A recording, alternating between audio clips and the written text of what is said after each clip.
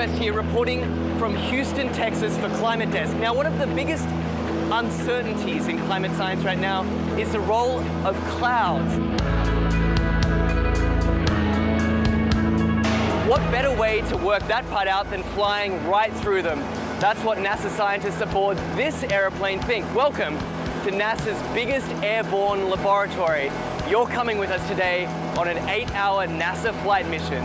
When you read these big IPCC climate assessments, what's the biggest uncertainty? There's two, right? The role of aerosols and clouds. Clouds is probably bigger than aerosols. That is a piece of a puzzle that right now we are missing. You can't get the models right if you don't understand the chemistry and the process. Now we're being told we've got to get on. The doors are about to shut, so let's go aboard.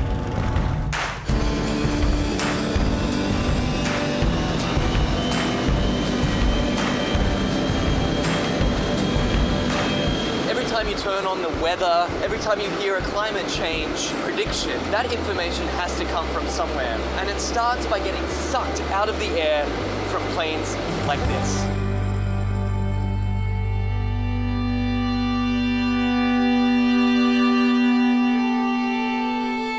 So this mission is to particularly try to understand the emissions from the surface, so mostly biogenic emissions, so from trees and other plants. Right now we're flying to our very first part of this experiment on the DC-8. Over Arkansas, there's a particularly pungent bouquet of emissions that scientists are interested in measuring. Well, these emissions lead to both aerosols and to molecules that both destroy and create ozone. So these are very important things to understand for climate studies. How it will manifest itself, it will be in more accurate and more reliable predictions. So what we're doing is taking a series of flyovers, each at a different level of the atmosphere, scooping up those emissions, testing them, and hopefully scientists are going to see exactly what's in this column of air all the way up. The data that we collect in one flight can keep busy 60 scientists and students for 3 years, 4 years. We're still studying data from data collected 20 years ago. In fact, this particular mission today is its most heavily equipped in its nearly 30 years of service. Each one of these consoles here is a specially equipped scientific instrument designed to collect all sorts of different data in real time. And this instrument here tracks the sun. We're looking at mist chambers. They're used to strip soluble gases. This black line is the CO2. It's about 390 ppm right now. We're putting these filters in the bags that we've got the aerosols that we trapped out of a certain amount of air. And so we're sampling up here about 150 liters a minute. That ultimately flows back into the operational models. It flows back into what goes on TV every day. Anyway, I got to get this sample going. You do it. It's a busy man at work. We can't let him rest. Well, get this. We've just spent 2 hours crisscrossing this one cloud formation. In, back out again, back in again. Then they grow, and we track them as long as we can, and then we let it go. Even one cloud can hold a host of answers to the mysteries of climate change. The patterns of, where the clouds are, what type of clouds we see, what kind of weather systems they're associated with it, that'll all be shifting in a shifting climate, in a world with climate change. Then the big spark is when we actually get the meat on the grill. And then it will be some time to process it.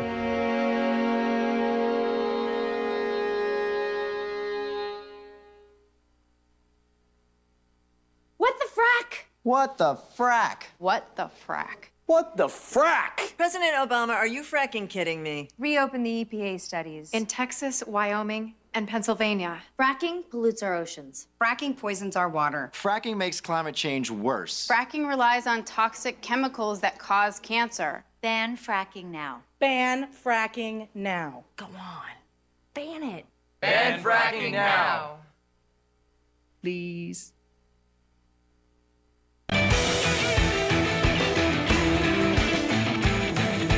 Hey, welcome, folks. What do you say? It is a Monday, July 6th. Can you believe it?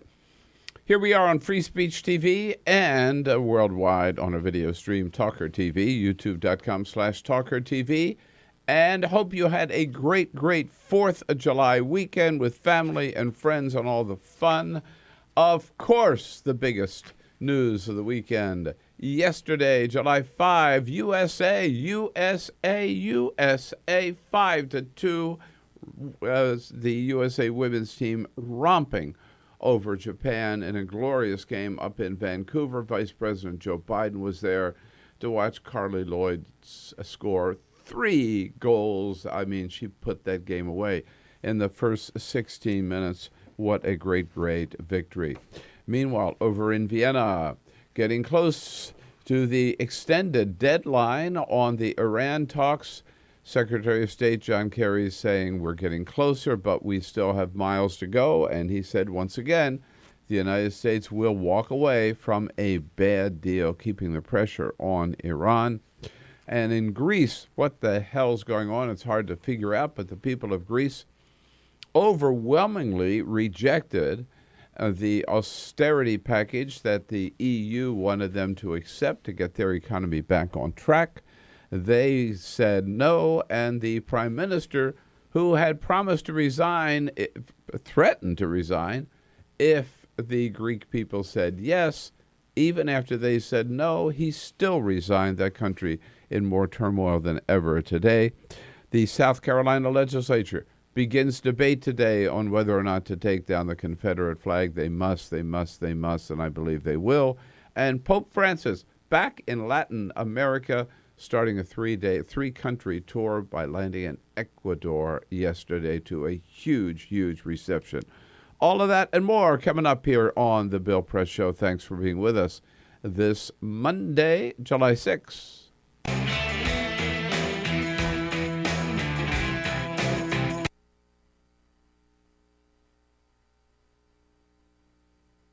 We came here to Foster City, where we're going to watch UC Berkeley, a University of California SWAT team, do a hostage rescue scenario.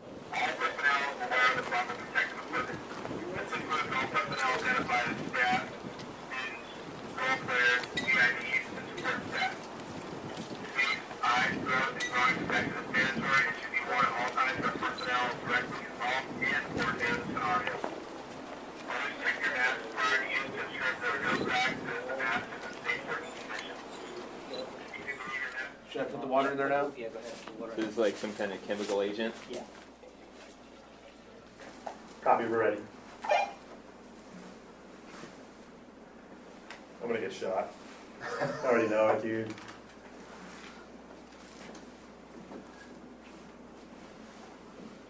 Fiend's yelling at me. Help me. Shoot your hands. Help me. Shoot your hands. Back away. Gentlemen, we have a tentacle. We need to pull our person out. Get these guys out of here. Pull them out. Put your hands on your face. Put your hands on your face. Keep him covered.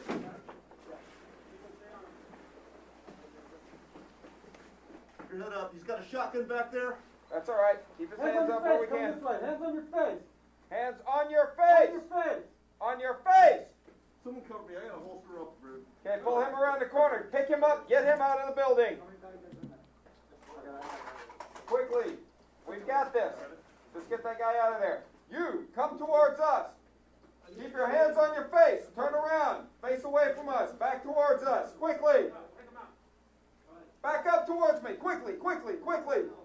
Pull him out of the room. We're exfilling, Billy? Yes, we are exfilling.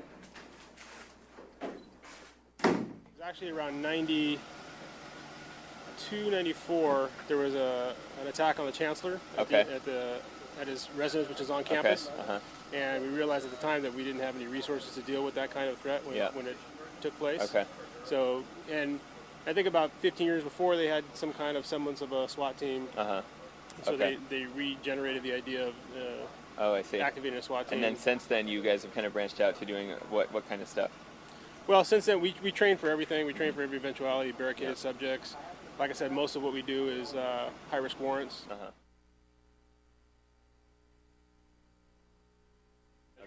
And it's something like it could be like a mugging kind of thing. just like on the street? or Depends. is I it like mean, a house? a mugging, but if it's armed, particularly. Right, an armed mugging, Yeah, yeah. right, Okay. exactly. Okay. And then obviously we're looking for training for anything else. Yeah. That we might be faced with, Uh-huh. and that's what's great about Urban Shield is we couldn't duplicate this on our own.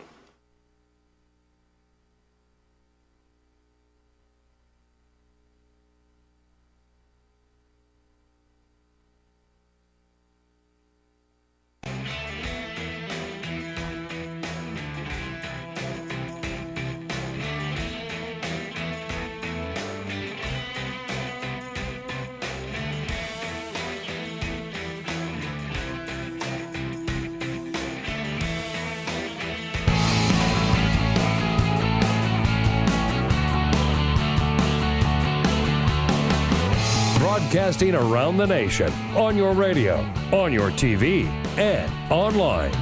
This is the Bill Press Show.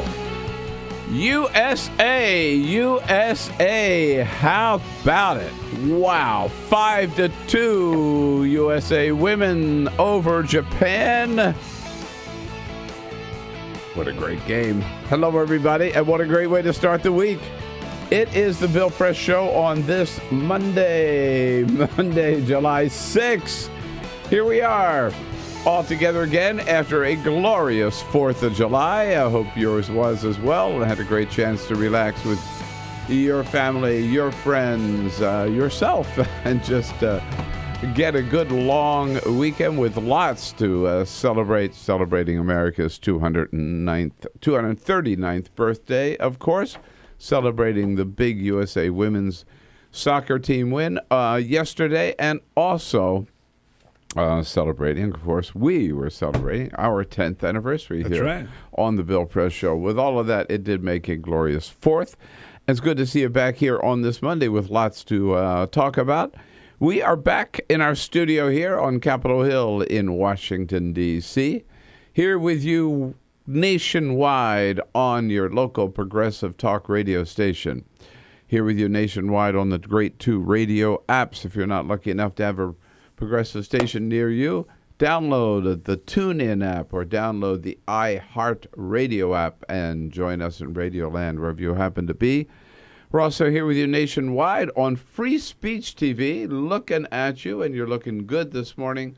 And worldwide on our video stream, youtube.com/talkertv. Bottom line is, you can't escape us. We are there with you on your radio, on your TV, on your electronic device, and we thank you for joining us. Peter Ogburn and Lisa Murphy made their way in this morning again. Here we are. We're back. Team Press back together again. Yes, Jamie indeed. Benson made his way in too. He's here to take your calls. Don't forget, this is a two-way street. We'll tell you what's going on. You tell us what it means to you. Give us a call at 866-55-PRESS. You'll talk to Jamie. Or send us your comments on Twitter at BP Show or on Facebook at facebook.com/Bill Press Show. And if you're looking at us on our video stream or on Free Speech TV, a big thank you to our videographer, Monty Kensler. Got that right, didn't I? Yes, sir. All right. I know it's been a long weekend, so it's a little rusty here. Just want to be sure. Cyprian's got a little time off. Monty filling in and doing a good job as always.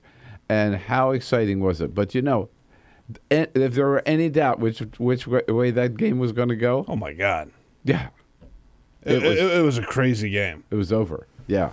You know, we were going to all sit down and watch it, me and the kids. And, I told the kids to go get everything ready for bed.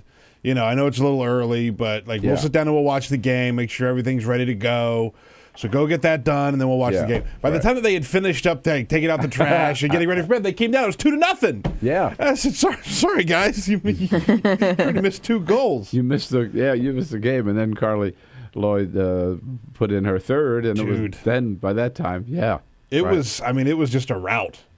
Yeah, beautiful. And one of the goals that Japan has was an own goal from one of our players. We accidentally knocked the ball into our own goal. So Like, technically, we scored 6 goals, except we scored 1 for Japan. Yeah. That happened again? Yeah, it happened, yeah. Oh, but it wasn't as costly as England's was last week. No, not at all. Wasn't as bad as Laura Bassett, situation, but still. Exactly, yeah. But it was a glorious moment, particularly when Carly, she sees that the Japanese goalie has left the net, left the post. She's midfield, because she's halfback midfield. And so she says, hey, why not go for it? Lloyd with Morgan streaking. She's chipping the goalkeeper! Off the post and in! Hat trick for Lloyd! Hat trick for Lloyd. It was beautiful. Oh, God. It was so beautiful because the keeper hadn't come that far out, but far enough. Far enough. And she had seen what had happened and just lobbed it right over the keeper's head. Over her head and then bounced off the post. It's great. And the keeper managed to get a hand on it right there, but it wasn't nearly enough. It was so beautiful. And Vice President Joe Biden was there with Dr. Jill Biden and Sasha Obama went along with the Biden family, and what a glorious out in Vancouver. I've said this before, and I'll say it again. Women's soccer is so much better than men's soccer. One thing you notice when you're watching these women play soccer is they're a team. They're a team, and it's the finesse is wonderful to watch. They don't rely on the brutal physicality of the men, the way they do.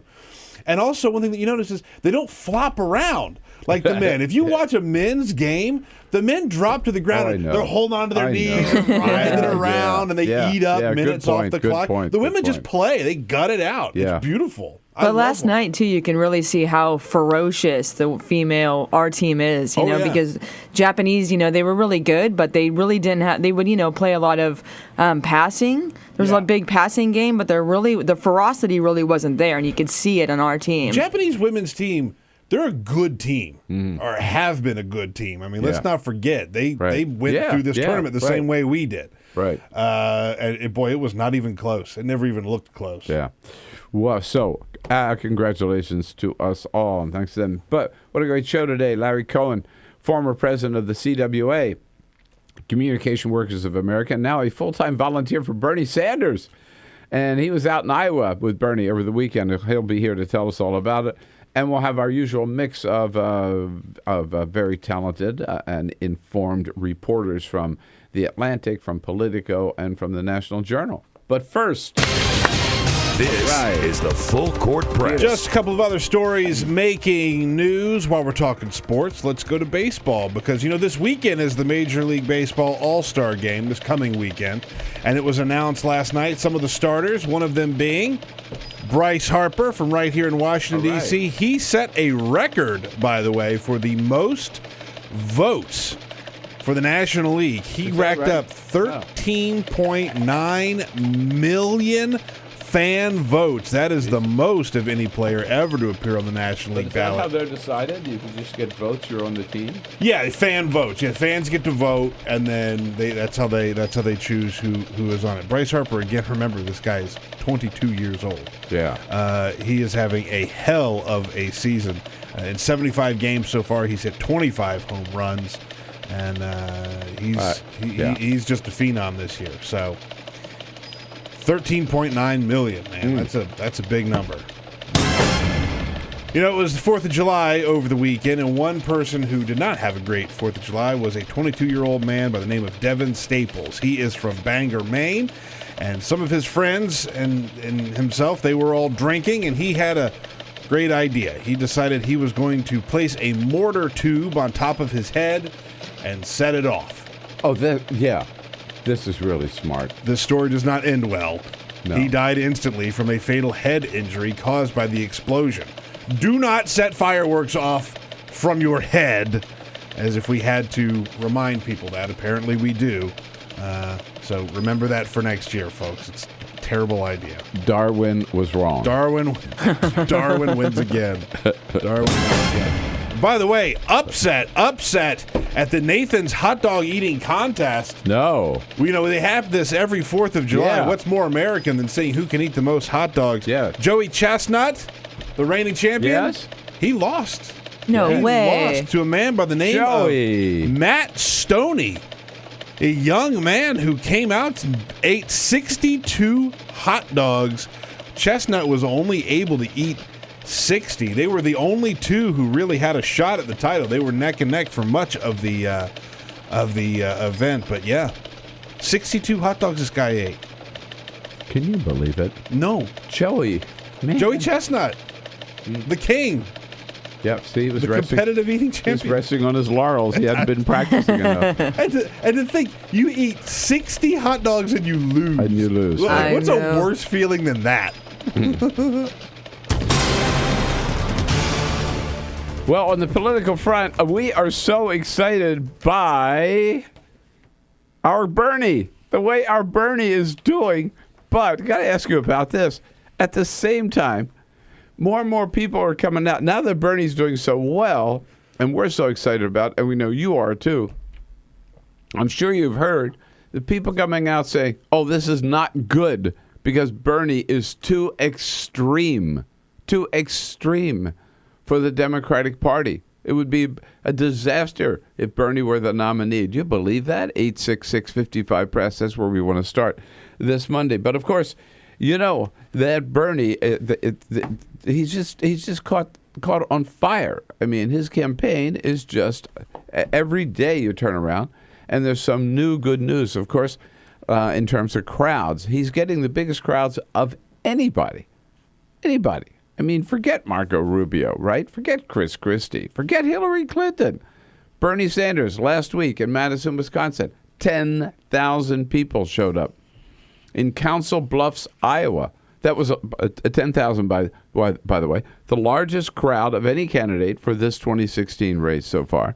So this weekend out in Iowa, I mean, of course, it's impossible to get that size crowd in Iowa. There are not 10,000 people in Iowa. But I'm not sure they're not 10,000 Democrats. He got 2,500 people turned out in Council Bluffs, Iowa, the largest crowd in Iowa of this 2016 campaign. They turned out, not for Hillary, they turned out for Bernie. In New Hampshire, Bernie is within single digits of Hillary Clinton. She's got 43, latest poll. Suffolk poll, he's got 35. He was nowhere a month ago. In Iowa, over the weekend, latest poll came out. Bernie's just spent the last 3 days in Iowa with about, 25 events. You know, he just keeps moving from county to county. Latest poll came out. Now, Hillary is 52, Bernie's 33. So she's 19 points ahead. That sounds like a lot. It is a lot. But a month ago, she was 45 points ahead. Yeah. So he's jumped up 26 points in the last month in Iowa. That's wild. Yeah. In terms of money, she reported she's got $45 million, all from big donors. Bernie Sanders has raised $15 million. By the way, for an upstart outsider candidate, $15 million, that's a lot of money. You can do a lot of damage with $15 million. I mean, it gets sort of eclipsed by the fact that he's a player. But that's a lot of money. It is. Makes him under a serious any other player. circumstance. And Bernie got that money from 250,000 small donors. He's inspired 250,000 people just, and you ought to do it too. BernieSanders.com. So it's really, really happening. And Bernie is really hitting his stride. 10,000 people in Madison, Wisconsin. Bernie looks out at that crowd, and what does he say? In case you haven't noticed, there are a lot of people here. A lot of people here, in fact. But his message, which is really reverberating across the country, is we've got to take this country away from the very, very wealthy. The country belongs to everybody. This great country and our government belong to all of the people and not just a handful of very wealthy people. And so what do we need to do about that? Bernie says, share the wealth. Our job is to reverse that, redistribute wealth back into the hands of working families. And the problem, he says, with our political system is too damn many politicians of both parties are owned by these billionaires and millionaires. The Republican Party is essentially owned by big money interests, and too many Democrats are owned by big money interests. So there he is. He's the candidate for the middle class. He's the man of the people. It is really working. And now, as I say, there are two reactions.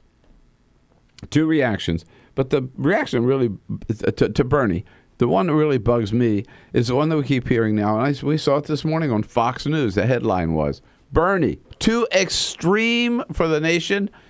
And some Democrats like Claire McCaskill, the worst example, his colleague in the United States Senate, she supported Obama over Clinton in 2008 and got a little heat for that from some of her fellow Democrats. And so now she was one of the first ones to jump on board the Hillary bandwagon this year. And Claire McCaskill went on MSNBC last week to say that the problem with Bernie is he may be getting big crowds, but he's too extreme. And the reason he's getting big crowds, she said, is because he's like Ron Paul was, and he's like Pat Buchanan was. She said, the most extreme candidates with their extreme message, she says, are always able to get big crowds. Putting Bernie down, again saying, too extreme for the American people. Do you believe that? I don't believe it for a second. I think Bernie's getting big crowds, not because he's too extreme. Bernie's getting big crowds because he's got the right message. He's got the right message for this time, which is that we cannot continue to be a country where all the wealth goes to the 0.1% of the 0.1% of this nation, and 99.9% of Americans are stuck with stagnant wages and no pay increase for years and years and years, and just seeing their savings evaporate, and not able to make ends meet at the end of the month. Bernie is right on target, right on message. Too extreme? No, I think he is absolutely right on. And still, look, it's still a long shot that he would become the nominee. But if he becomes the nominee, he wins. 866-55-PRESS. What do you think? Bernie, too extreme? Tell me no. This is the Bill Press Show.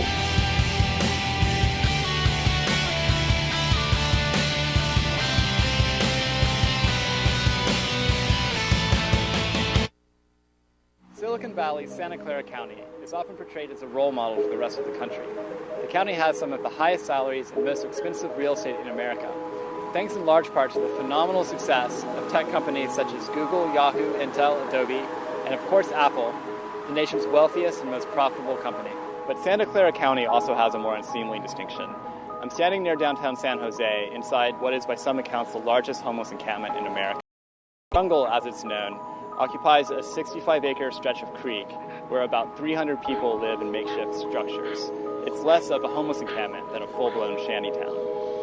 This being the largest homeless encampment in the United States, and us having Silicon Valley with Steve Jobs, we're not supposed to have this kind of homeless problem. You know what I mean? I done been shot with a pellet gun like 4 times, attacked with baseball bats, my house set on fire. This is like hell on earth. I mean, this is like something you will not see. You have to see to believe, actually. It's like fourth world conditions.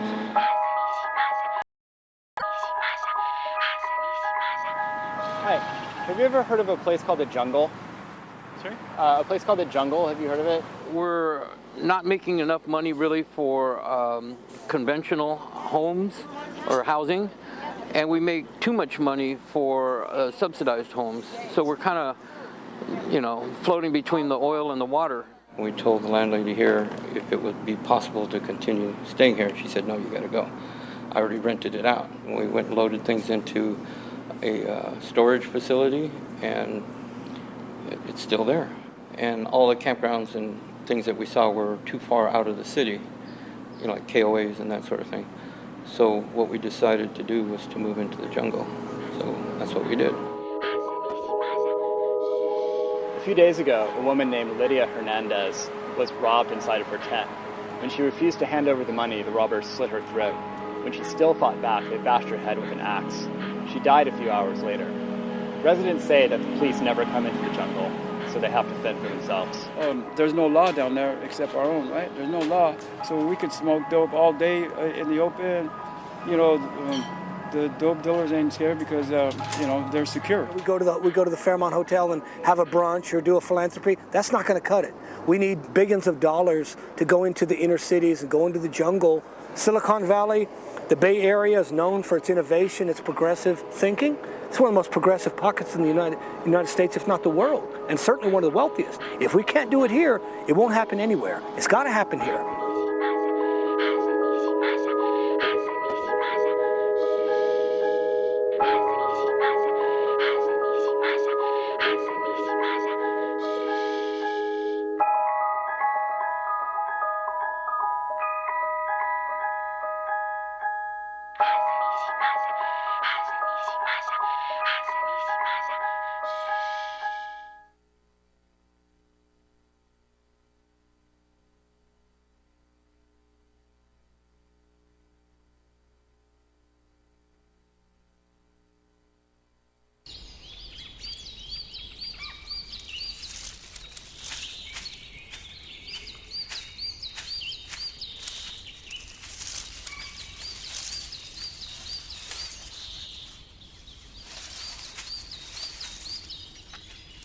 At Earth Justice, we defend the environment in the courtroom.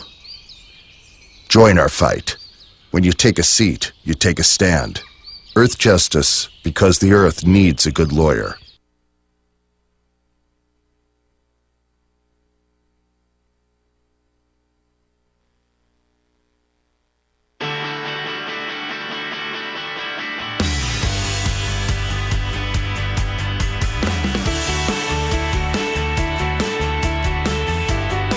Hi, this is Bernie Sanders. I just want to congratulate Bill Press for 10 years of great radio.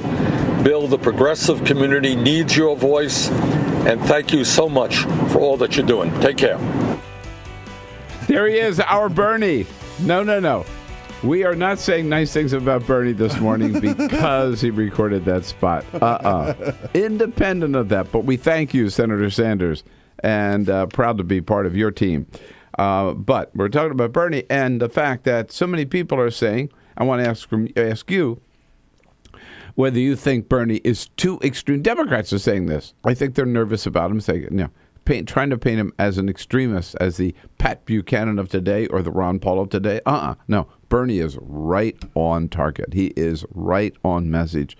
He is saying what the majority of Americans, I believe Republicans and Democrats, want to hear and need to hear about the direction this country is heading in. But the other thing that's happening is, by the way, again, your calls. Is he too extreme? I know you love Bernie. Is he too extreme? Let us know, 866-55-PRESS. The other thing that's happening is people are starting to pay attention, and they're starting to say, unbelievable. We never thought he had a shot. But a veteran, a political operative, and a member of the Clinton campaign told me last week that he believes that Bernie Sanders will now win Iowa and win New Hampshire, and that the Clinton campaign is starting to process that and deal with it, the possibility that she may be shut out by Bernie. Is he too extreme? 866-55-PRESS. The Bill Press Show.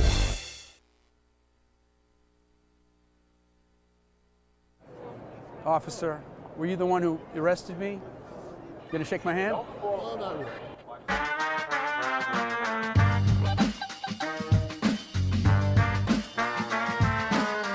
So I got invited to host a vigil called Carry the Names. And that's what they were doing, carrying the names of the people who were victims of deadly police force. Michael Brown, Eric Garner, Akai Gurley. I got a motion from Dragonfly from Stop Shopping Choir, and I started preaching. I preached up a storm as best I could, but about a minute and a half into my sermon, the place was flooded with police, Homeland Security, National Guard, state troopers, and I was pushed over and handcuffed so fast, down in the jail, down in the basement. Before you know it, I was out the door, put in prison overnight. The next morning, I'm in court. The same thing happens. I'm just rushed out of there. Then our lawyer, Wiley Steckler, gives me this iPhone. And there, in black and white, in the Gothamist, a popular paper, is this charge by Adam Lisberg, the MTA law enforcement spokesperson for this grand place. His quote is that I, Reverend Billy, physically attacked a police officer. Unbelievable. The feeling of being robbed of my work and life and identity, just the fiction. I did not touch anybody. I did not look. I know how to do this. I'm trained in nonviolence. I did not do anything. It was right here. It was right here. It happened right here. I was simply arrested while I was speaking and taken away, and that's it. The cold feeling in my city, the city that I love, that city spokespersons whose salary I pay for with my taxes, that they would say this. I could just feel the rending apart of the community, that we are not that close. We're not. They are willing to say this, and they think that they can just say anything about anybody and get away with it.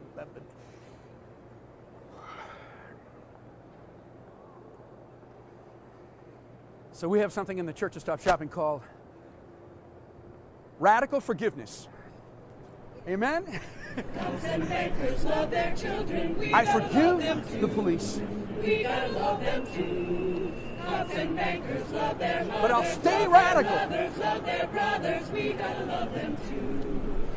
But we'll wake up every morning forgiving each other, reaching out, touching, telling stories, having humor, being in a community together, sharing our children, sharing the streets, sharing the climate, being in this city together. What you gonna do when the temperature's so? Love our children too. But forgiving each other, being grateful to each other, love our children too. helping each other out, Then I sat at the living banker's together, desk. I gotta get something living off my together. chest. I got a daughter just turned 4. What do we do in the superstore?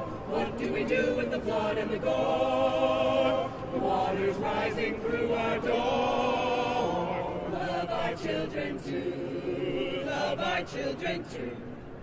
Amen. Earthalujah.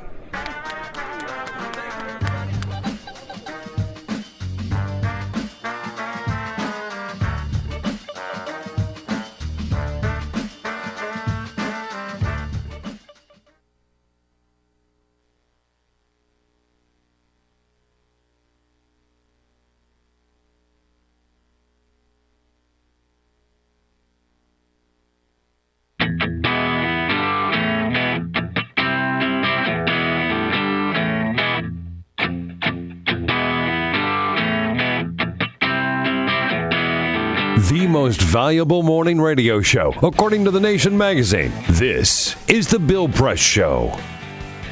What do you say? 33 minutes after the hour. Here on a Monday, July 6th, The Bill Press Show coming to you live from Washington, D.C., our nation's capital. You want to know what's going on here in Washington on Capitol Hill or down at the White House? You're in the right place. We'll also tell you what's going on around the country and around the globe.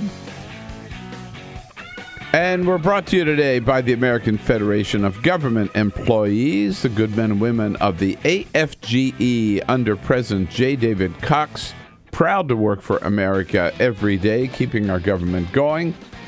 Find out more about their good work at their website, afge.com, at 34 minutes after the hour. We're talking about Bernie Sanders. Some Democrats are now saying, well, no matter how successful he is, we can't let him win because he's too extreme. Hey, he's not getting those crowds. He's not getting that money. He's not getting all that rise in the polls. People will say they would vote for him and they support him because he's too extreme. He's getting it because he is absolutely right on. Peter. Yeah, there's always this a candidate in the field, right, that appeals to the base more or appeals to whatever extreme wing, as some people like to put it, right? Like Dennis Kucinich. There are a lot of people who really stood up for and supported Dennis Kucinich. But Dennis Kucinich never got 10,000 people to fill an arena. Dennis Kucinich didn't raise the kind of money. Didn't come anywhere close to raise the kind of money that Bernie Sanders has raised. But Dennis Kucinich really, I mean, I like Dennis a lot, as you know. He really is extreme in many ways. Right. Bernie is not. I mean, if you want, Bernie, the fact that people consider what Bernie is saying to be extreme just shows how distorted our politics has become. That's a very good point. Right? It's a very because good we point. have become an oligarchy. We become that if it's not good for the top 1%, people say it's too extreme. That's crazy. The idea that we should raise a minimum wage, or the idea that the wealthiest of the people in this country should pay more taxes, this Warren Buffett's secretary should pay a higher rate of taxes than he does. Yeah. That's the norm? No, that's not the norm. So in many ways, Bernie is really mainstream. Yeah. Because he's talking about Main Street, and he's talking about the middle class. That is not extreme. That's who we are. Mim, calling from Stony Brook, New York. Hi, Mim. Hi, Bill. Happy 4th. Yeah, how about it? Listen, I think you know what you said, the distortion is on the right and the left. It's not in the middle. And look at the changes that have happened under the noses of the Supreme Court, and in fact, surprisingly, with a little help from them. Gay marriage, acceptance of pot, all kinds of changes that we never dreamed could happen. Mm-hmm. I'm a retired professor of English. I taught for 45 years. The thing that always cheered me up were my students. They didn't see these distinctions between gays or between races. They were far more accepting, far more interested in other things. And I think politicians are not looking at students. Mm-hmm. They're not looking at the colleges and the universities to see where those kids are. Because what we're controlled by now is these old white men. Yeah. Sorry. Yeah, no, absolutely. And I was just, while you were saying that, I was just thinking, for example, let's take one example of like Marco Rubio. I mean, but too many politicians of both sides, I think, Mim, is what you're saying is, are really still talking and playing the politics of the past. And no worse example that I can think of than Marco Rubio on Cuba. I mean, here's the new generation. The guy's supposed to appeal to millennials, supposed to bring young people and people of color into the Republican Party. And he's still talking like they did in the 50s. Republican savior. Yeah. Yeah, right, exactly. And on his Cuban policy, he's still saying, let's go back to the way it was in the 50s and the 60s when Fidel Castro was a big enemy. We were even sending the CIA in to assassinate him. And young Cubans today, they don't want anything to do with the embargo. They're so over and done They're with. not fueled by this anti-Castro passion that colors everything, every single thing that they do. They want to move on. They want to move forward. And that's an issue, by the way, Bernie Sanders has been on the right side of for a long time. But before we move on too far, and get away from 2016, Bernie Sanders, we've established, not too extreme for the Democratic Party. And while he's still a long shot, and while it still looks like Hillary Clinton's going to be our nominee, and I will support her and vote for her and do anything to help her get elected, it's not impossible. It's not impossible that Bernie could win. He is not too extreme. The person who is too extreme in this whole thing is Donald Trump, looking at the other side. And what's amazing is, to me, that still at this point, Donald Trump is being accepted by the Republican Party. Now, after the comments that he made a week and a half ago when he announced where he said he was going to build this big wall along our southern border, remember, make Mexico pay for it, and we needed to build this wall because Mexico is not sending their best people here. They're sending their worst people. They're bringing drugs. They're bringing crime. They're rapists. And as a result of that, Trump has paid a price somewhat.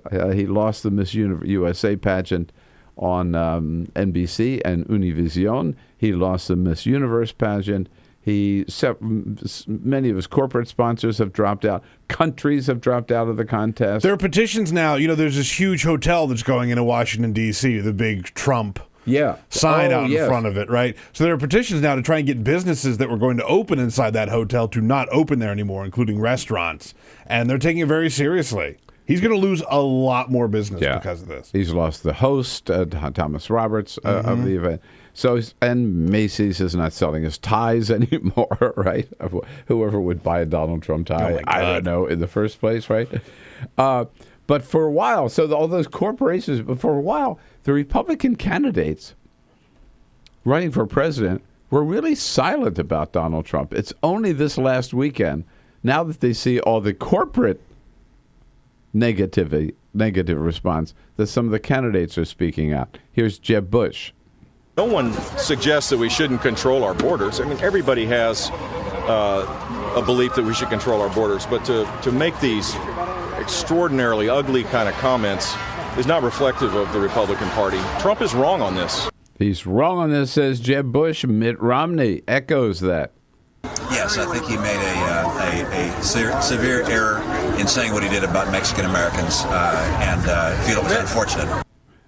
Meanwhile, Rick Perry, who has been, he's sort of trumped up the, if you pardon the phrase, trumped up the immigration issue as well for his own political gain. But not even Rick Perry would go as far as Donald Trump. I've said very clearly that Donald Trump does not represent the Republican Party. I was offended by his remarks. One candidate, by the way, comes out and has saluted Donald Trump, and that is Ted Cruz, right? Ted Cruz is not going to let been with him. Not going to let Donald Trump get to the right of him on immigration. But here's the problem, and here's my question. No matter what these candidates say, and it did take him a long time to finally wake up and say, maybe we better say something. By the way, most of the rest have remained silent on Donald Trump. I haven't heard anything from Bobby Jindal. I haven't heard anything from Chris Christie. I haven't heard anything from... They're awfully quiet. Awfully quiet, most of them. But even with these two or three speaking out, notice nothing from the official Republican Party. Nothing from Reince Priebus, the chair of the Republican Party. And what that means is, and let's not forget this, Donald Trump is still a Republican candidate for president.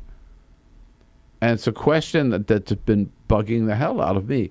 Why doesn't Mitt Romney or why doesn't Reince Priebus, either one of them, I guess, would be considered the head of the Republican Party. Reince Priebus is the chair of the Republican National Committee. Or why doesn't John Boehner? Or why doesn't Mitch McConnell? Why hasn't anybody stood up to say, look, this man, we don't want him in the Republican Party. We don't want him to be a nominee of our party. We're not going to let MSNBC or CNN or Fox News decide that he's going to be in the debates as a Republican candidate. We reject him as a Republican. We don't accept him as a Republican. Nobody has said that. So I don't care, what Jeb Bush says or what any of these others say, Rick Perry says about Donald Trump. The fact remains, he is a Republican candidate for president, a racist, and that's his whole platform. Yeah. So we're going to let him go? 866-55-PRESS. It's amazing.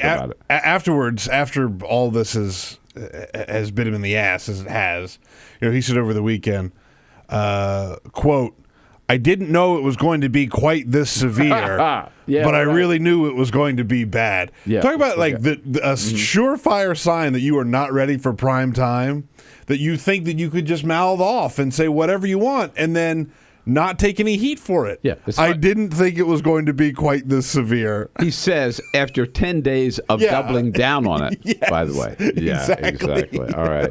Hey, Scott Bland covers all of this for National Journal Hotline. He's standing by to join us in the next segment here. Off to a good start on Monday, July 6th. This is the Bill Press Show.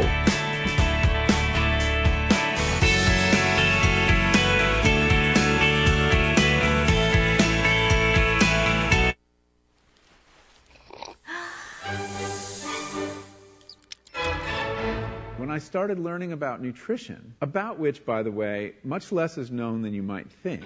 I learned that what mattered most about one's health was not necessarily the nutrients, good or bad, that you were consuming or staying away from, or even the calorie counts. But what predicted a healthy diet more than anything else is the fact that it was being cooked by a human being and not a corporation. Corporations cook very differently than people do. They use vast amounts of salt, fat, and sugar, much more than you would ever use in your own cooking. And the reason they do that is those are three incredibly attractive and incredibly cheap ingredients. And when they're layered properly, as in a chip or pastries and forms of junk food, they're incredibly addictive. They really press our buttons. They activate our dopamine network, our cravings. And in fact, people in the industry, they don't talk about addiction in the food industry, even though they traffic in addiction. They talk about craveability. It's the same thing. And snackability is another term they use. It's a lovely word. And then the last point about corporate cooking that's important to understand is they cook different stuff than you do at home. What they're good at, in general, they don't cook that well, but things like chips, they cook incredibly well.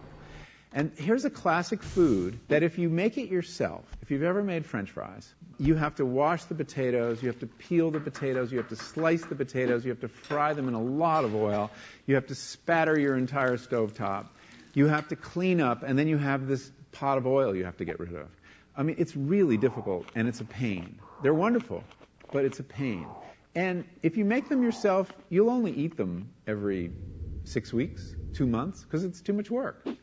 But when you let corporations cook for you, it's so simple and so inexpensive, and they're really good, that you will have them twice a day, as many people in America do. So you see the kinds of foods you end up with are these labor-intensive foods and desserts. These special occasion foods become everyday foods when we let industry cook for us.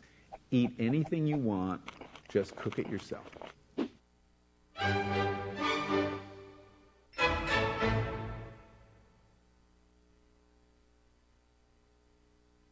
So, I'm kind of new here, but I've noticed a trend. My human does this funny thing where she goes around and gets all my toys, and then she hides them in that basket by the door. But it's always the same basket, and it's always in the same place. And then she acts so surprised when I find them, but, she's putting them in the same basket. Again. It's like, hello? That's where you put it last time. You were the worst at hide and go seek.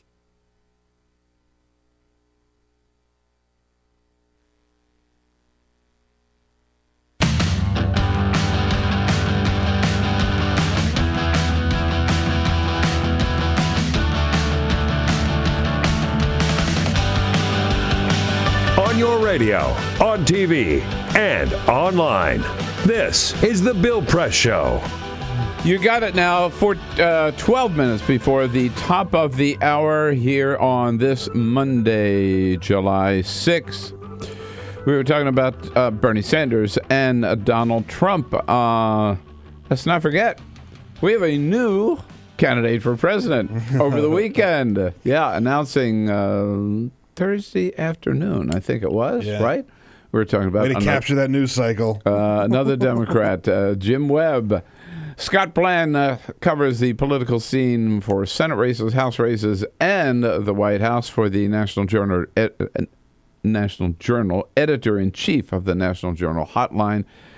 Hey, Scott, sorry getting tongue-tied there a little bit this morning. How are you? That's all right. Thanks for having me. Hey, so what's up with Jim Webb? You talk about low-key announcements, right? You could get more low-key than this one. Yeah, well, it's interesting. In his announcement email, which ran about 2,000 words, there was a line in particular about, deploring the fact that money so often buys the attention that candidates get these days. But one easy way to circumvent that is to announce your campaign at the time when people are going to be paying attention. Yeah, and by rolling that out on Thursday afternoon before a holiday weekend, he pretty much stomped all over himself on that front. Yeah, he sure did. But I have to say, I put him in the same category as Lincoln Chafee in terms of in terms of chances, right? But how do you rate or assess the Bernie Sanders phenomenon lately? I mean, he's really getting huge crowds and coming up in the polls. It's really been interesting to watch. And, there's been some discussion about whether or not is this kind of a new liberal moment for the Democratic Party. And I feel like the strain of kind of populist liberalism that he is capitalizing on has been around in the last, it was part of what John Edwards capitalized on in 2007, Howard Dean in 2003, and actually the money he's raising is kind of equivalent to what those guys did.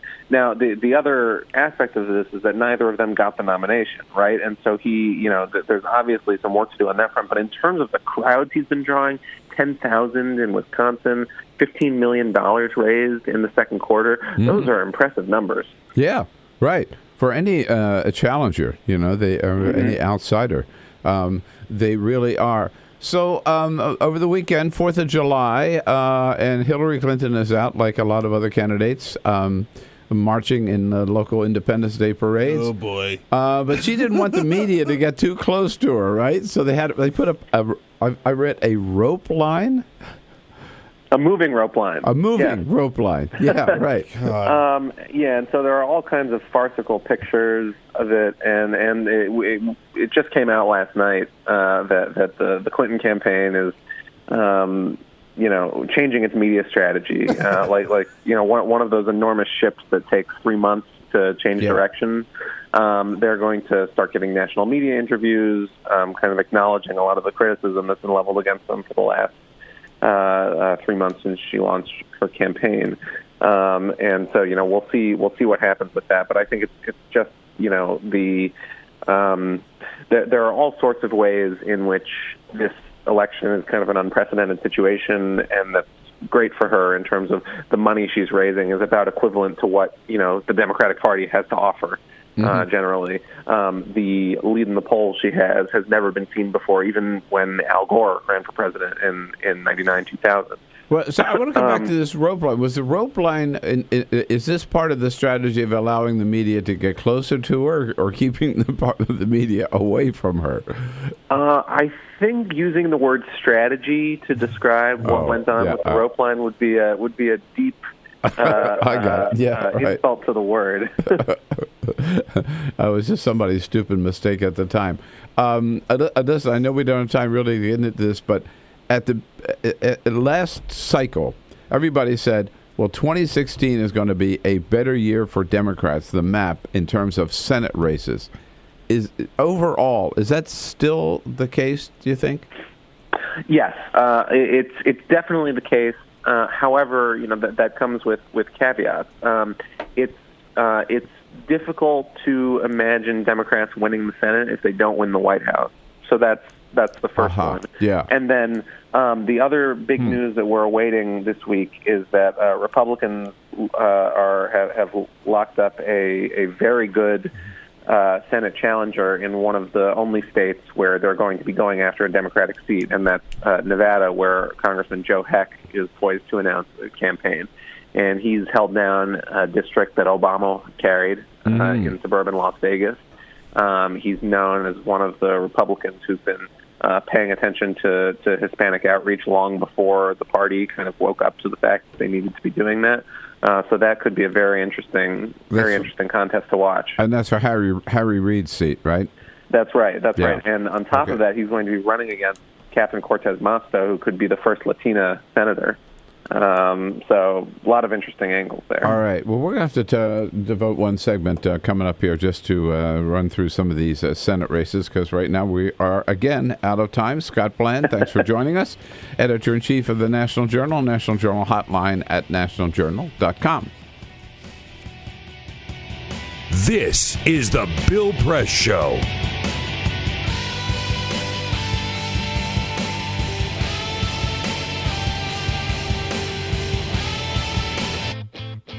What gets you into college? Good SAT scores? High GPA? Lots of extracurriculars? Sure, but what you really need is money. If you don't have the cash, you'll need a loan. And we mean huge student loans, because the cost of college has risen 1,000% in the last 30 years. This means big money for the banks that collect fees and interest. Now, millions of young people are starting their adult lives with an average of $29,000 of loans on their backs. Altogether, we're talking $1.2 trillion in student debt. And more people are finding it impossible to pay them back. Welcome to the student debt crisis. The increasing demand for higher education and cuts to state funding gave colleges a huge incentive to keep inflating prices. I graduated about a year ago, currently in $35,000 of debt. I am in debt about like $25,000. I owe $23,000. I owe over $50,000 in student loans. 38.8 million Americans owe money on a student loan. And the biggest names in banking are making huge profits off the booming student loan industry. Sallie Mae, the largest provider of private student loans, made $949 million last year. They only give you about 6 months to look for a job. You have to start paying back the loan. It's very pressuring, especially nowadays. It's very hard to find a job. Over half of the students graduating in 2012 could not find a decent paying job. They either had low-wage jobs or unpaid internships or were unemployed altogether. So you can't make the payments. You start incurring late fees, which makes the loan even harder to pay off. And it stays with you for years, even decades. Right now, a third of the people who started repaying their loans are delinquent or in default. That's 13.7 million people, more than the populations of Chicago, New York, and San Francisco combined. Worse, it's not just the borrowers who are in trouble. Many loans require co-signers. So if the student is unable to pay, that co-signer, a father, a mother, or a grandparent, is now on the hook. Even a grandparent's Social Security benefits can be garnished to pay the loan. We should have an answer to this. If you get really behind in your car payment or your credit cards, you can file for bankruptcy. But Congress has made it nearly impossible to discharge student loans through bankruptcy. Big institutions make big profits while students try to make ends meet under crushing debt. Is this how we want our education system to work? The whole point of going to college is to get the career you want, but lately I've been discouraged because no one can afford school. You get a job just to pay off your student loans. We need higher education, not higher debt. Sign up to end the student debt crisis at higherednotdebt.org.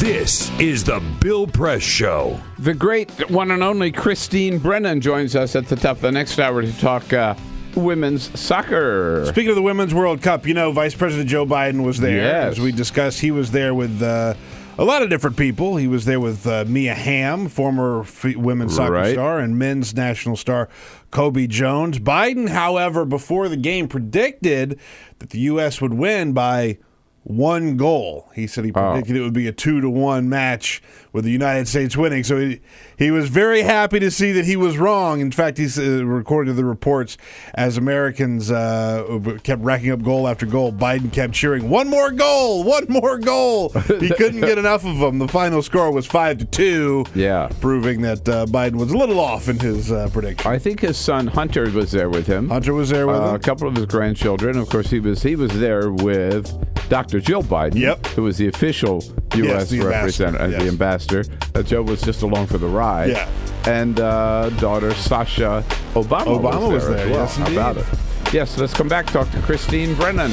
This is the Bill Press Show.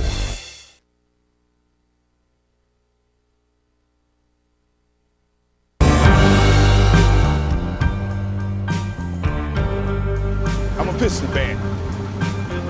Their slogan was, we come to work. That's what Detroit about. That's why they used it. It's a team thing. They won 2 championships, a team. There was no star. No mayor can come in here and be a star. It's a team thing. No governors can come in here and think you can do it by yourself. It's a team thing. You got communities. They got ideas too. The only thing wrong with Detroit, people had lost hope here. Residents, city workers, so much corruption. They lose hope. But I grew up here. I love this city. I think it can come back.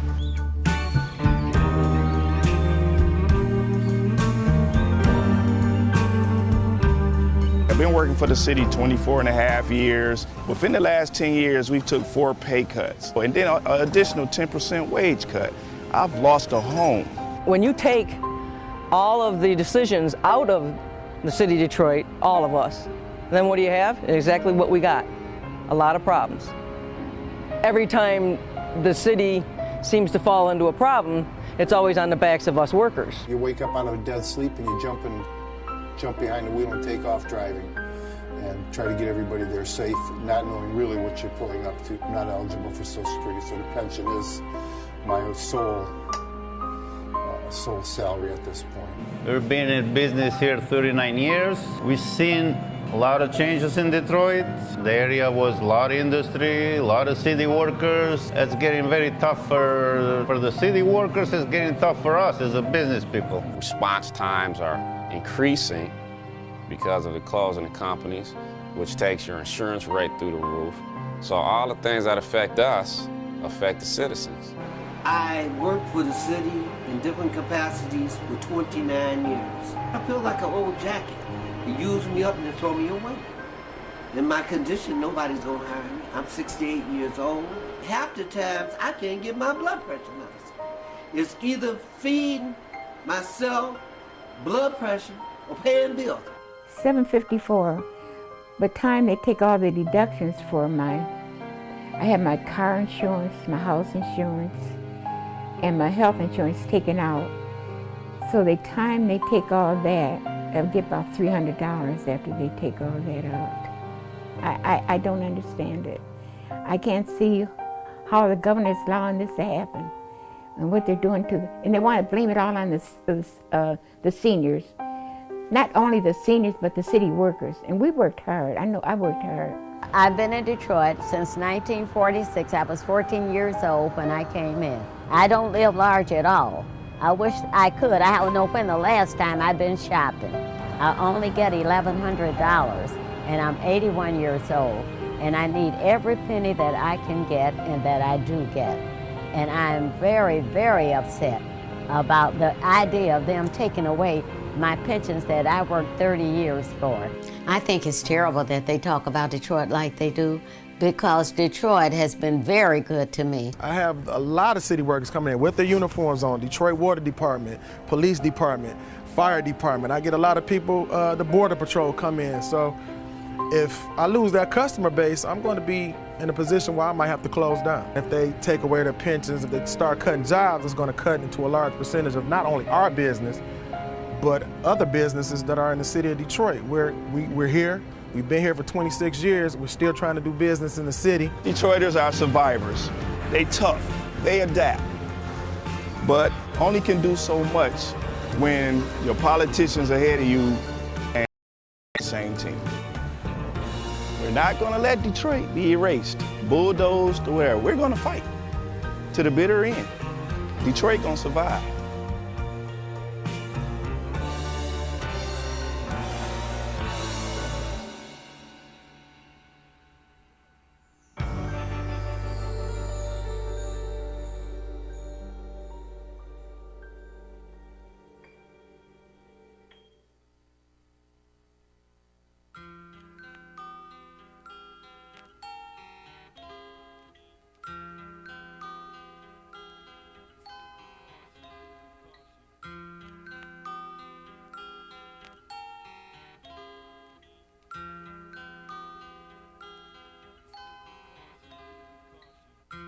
Just this month, my bill was like $138. Even at one phone call a week cost me $40 to $50 every month. I am living on a fixed income of SSI, so this is really a great hardship. Families are being punished. When they incarcerate your children, they incarcerate the whole family. In 2011, the Media Action Grassroots Network, Working Narratives, and Prison Legal News founded the Campaign for Prison Phone Justice, an effort to call on the FCC to address the cost of interstate phone calls. The campaign mobilized prisoners to send hundreds of letters. Advocates and families filled out postcards, met with elected officials, and signed petitions. Partnerships were formed across the political spectrum and with groups in the criminal justice, civil rights, and public interest community. The film distribution company Participant Media and director Ava DuVernay joined the fight through a social action campaign tied to the release of the feature film Middle of Nowhere. In an effort to push the FCC to act, the campaign hosted a historic rally outside of the Federal Communications Commission where for the first time, families of prisoners, elected officials, civil rights and faith leaders came together to call for an end to predatory phone rates. We're all held captive when predatory phone companies gouge our families. My son has been incarcerated now for over 10 years, and my husband estimates that in the time we spent over $25,000 on prison phone calls. My hero's not yours, you probably arrested them. Your schools probably neglected them. They spawn thoughts, you probably infected them. Feed us what you feed us, you can lay us next to them. FBI call it major crimes. Babies making babies cry.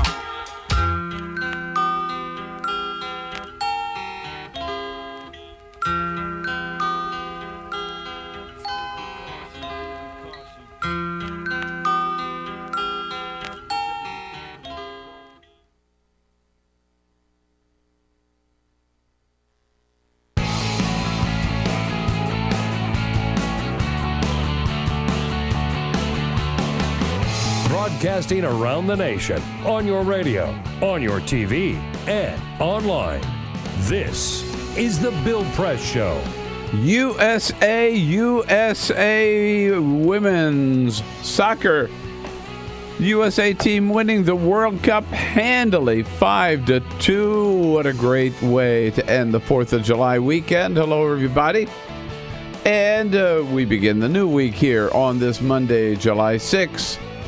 With all of you on your local progressive talk radio station and on Free Speech TV. It is the Bill Press Show, coming to you live from our nation's capital, Washington, D.C., in our studio on Capitol Hill.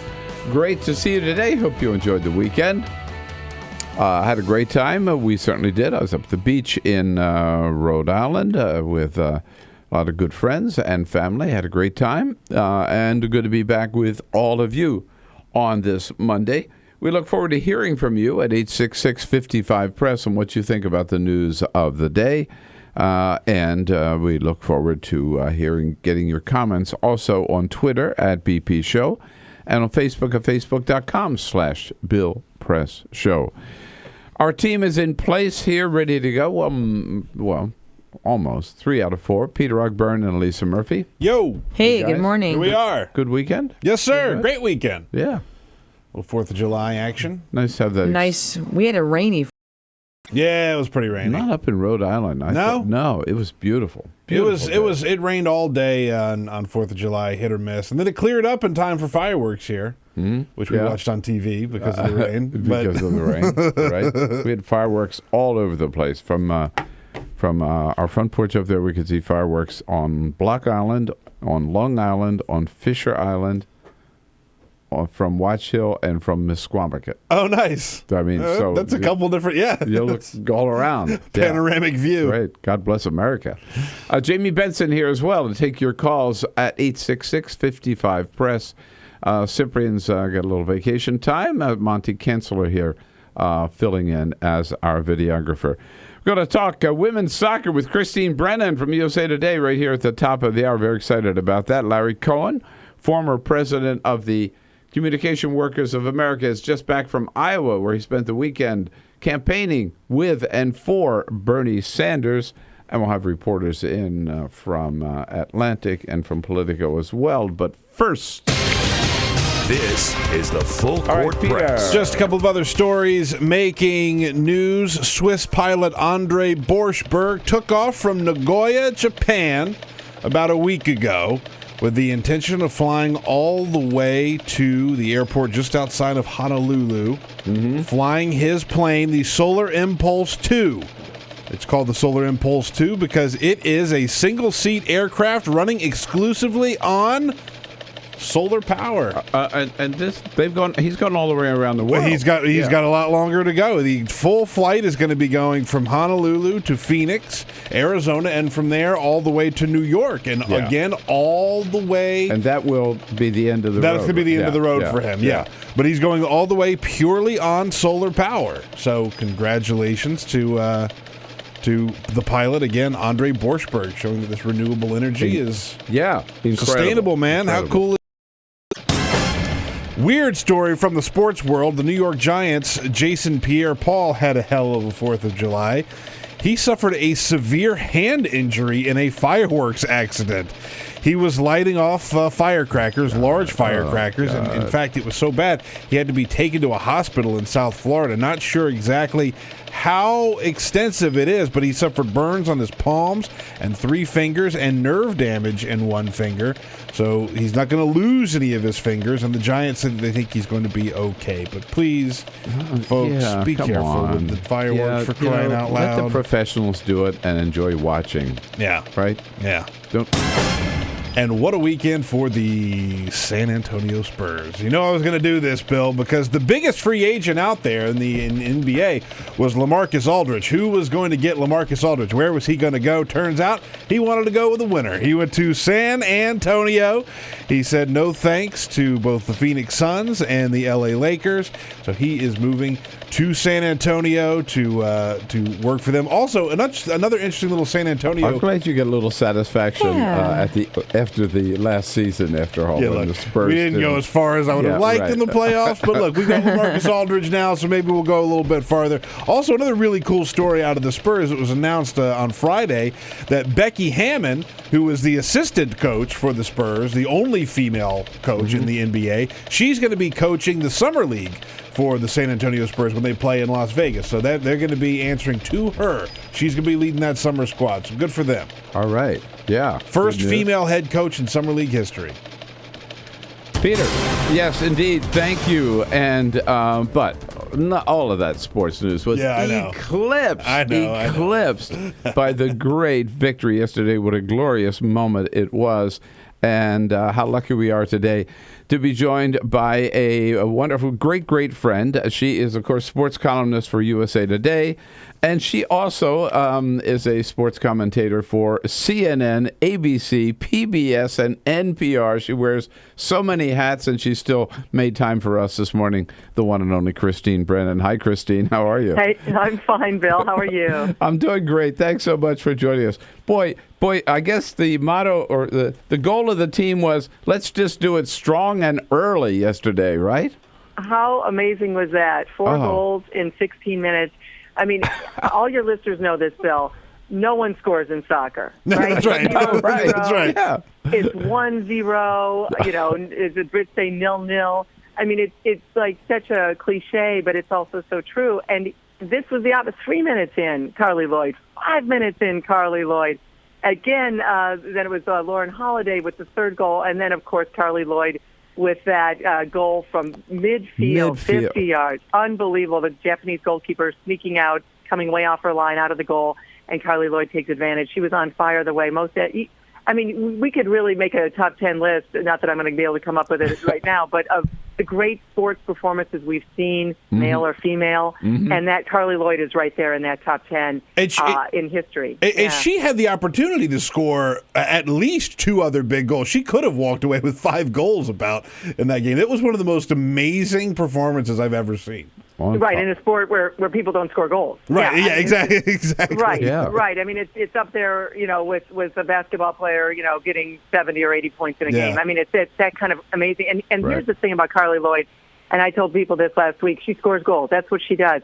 2008 Beijing Olympic final, I was covering that. Carly Lloyd scores and wins the game. In 2012 in London in Wembley Stadium, I was covering that gold medal game, U.S. against Japan. Carly Lloyd, 2 goals. The United States wins 2-1 over Japan. I mean, this woman, in the most important moments on the biggest stage, she comes through time and again. So she is the ultimate gamer. But what a joy that was to watch, wasn't it? Yeah, absolutely. It really was. That was so exciting. Even though it was one-sided, it was so. It was our exciting. side. But you know, what you say about not scoring goals, I just was flashing back because years and years and years ago, when I was Democratic Party chair of California, I was in the Rose Bowl in the box with then Vice President Al Gore, and it was for the World Cup. It was Brazil-Italy, and that game, it went into like second overtime before somebody finally scored on a penalty kick. It was the most boring game I can imagine. Well, yesterday, Joe Biden there with his wife, Dr. Jill Biden, had a much more exciting game to watch. How glorious it was. And of course, that was the men's World Cup you're talking about in '94. Yes, that's right. And then 5 years later, as of course you know, and your listeners remember, that you had the women's World Cup in the Rose Bowl. I covered that, 90,000 people, and that was a 0-0 game as well. It's remembered for Brandi Chastain's penalty kick and whipping her shirt off, and the covers of Time, Newsweek, People, and Sports Illustrated. No story's ever done that. All 4 covers the same week. No story in the history of stories have done that. I mean, it was that big of a deal, and cultural. Really a revelation about what women's sports had become in '99, 16 years ago. So that was 0-0. So again, that's why 5-2 is just so remarkable. And we're talking about women athletes, and we're not comparing them to men. We're talking about them as just great heroes and wonderful performances. That's what this was about, this World Cup, soccer. The other one in '99 was more about a stepping stone in history with Title IX. This was about pure sports. And I think that's such a nice step in the right direction for women's sports as we chronicle the history, Bill, of women's sports post-Title IX, which, of course, is now 43 years old. And, without comparing them to men's sports, so there is something about women's soccer that's just I think, much more exciting and much more, just fun to watch than men's soccer. Women's soccer is so much better than men's soccer. It really is. If you think that that's wrong, you're kidding yourself. Well, exactly. Like think of all the dives that the guys take, the men. They're always facing it and diving and writhing in agony over nothing.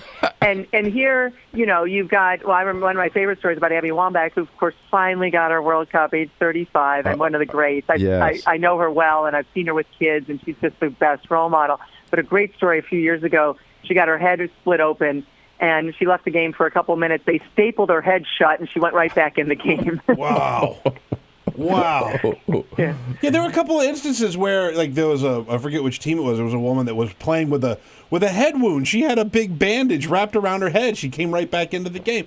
And even you mentioned Wambach at the end of yesterday's game. She's great. When one of the Japanese players tackled her and got a yellow card for it. I mean, she hit the ground hard. And she just got right back up. There's none of the flopping and writhing around that the dudes do. It's great. I love it. Well, it is great, and there are millions and millions of girls and boys watching this and just being empowered by it. It really, I do think I'm Pollyanna that way, but I really do believe it. And with Abby, I wrote a column back in the '03 World Cup, so I've covered these for a long time. Whoa. And she was 23 back then, and I love her brand of playing. We didn't see her as much this time because she only was a sub 35. Yeah. They wanted for her. But I wrote a column, Bill, saying I would watch her play linebacker for the Chicago Bears. I'd watch her do triple Lutzes and figure skating. Whatever Abby does, it's just fascinating. And I think we can now say that about Carly Lloyd as well. These are just extraordinary athletes who are tough as nails, representing the United States and giving the best of themselves at the most important times in the sport. And there was a great moment yesterday when Abby Wambach came in, and even though Carly Lloyd had the game of a lifetime, she took off the captain's armband and gave it to Abby Wambach, even though she was playing as a sub. It was so beautiful. It was. Well, I'm reminded, I tweeted this back in 2004 at the Athens Olympics. It was the Swan Song, the last major performance for Mia Hamm and Julie Foudy and Christine Lilly, the 99ers, the ones who really were the Johnny Appleseeds of the sport, not only in the United States but around the world. And, just the greatest names, Brandi Chastain as well, the greatest names in the sport. And Abby Wambach, then a 24-year-old, kept talking about winning it for the 99ers. I want to win this for them. And now, of course, we've come full circle. Here it is that the next generation is winning it for Abby. And I really thought, I love that concept and that thought. So when Carly Lloyd Class Act gave, even though she's turning 33 next week, so she's only 2 years younger than Abby. Oh, really? But Yeah. So it'll be interesting if we see Carly. We'll see them at the Olympics because the Olympics comes just next year in Rio. They'll compete there. But I think that, I don't know about Carly Lloyd in terms of 4 years from now, although who knows with her. But very classy move when she gave Abby the captain's armband, and then, of course, getting the trophy at the end, or the ball, whatever, the World Cup. Of course, it was not only Abby, but Christy Rampone, who was the only player on that team who was on the 99 World Cup winning team. And those were the two that got to lift the trophy, which was really great. Awesome. Yeah. Well, we asked this question now after the Men's World Cup and now after the Women's World Cup, too. With all this excitement, is this going to bring any more national attention or following to soccer? Yeah, I think not. And, and by the way, I love this event. So that by no means should anyone assume that I'm raining on this parade. I think it's great. I hope they do have a parade. I hope they're coming to the White House. It's going to be great. Yeah. But I'll answer your question with a question. Anyone listening to us, Washington Spirit are right up the road in Boyd's, Maryland. Great thing to take your kids. You should buy tickets. By the way, I take my kids all the time. They're right around the corner from my house. It's awesome. Yeah, Go and it's see great. Spirit games if you're in D.C. Wholesome, fabulous. The kids can roll down the hill. It's a great soccer. 4,000. It's the Discovery Center up there in Boyd. Yep. Everyone, if you play soccer, you know where it is, or basketball even. They have a big basketball thing up there. But anyway, the bottom line on this is, I hope I'm wrong, but I'll ask it in a question. How many of your listeners are now racing out to buy Washington Spirit tickets for July and August? Alex Morgan plays for Portland. She'll be in. Abby's not playing this year, but Megan Rapinoe, the Houston team. Carly Lloyd plays on the Houston team.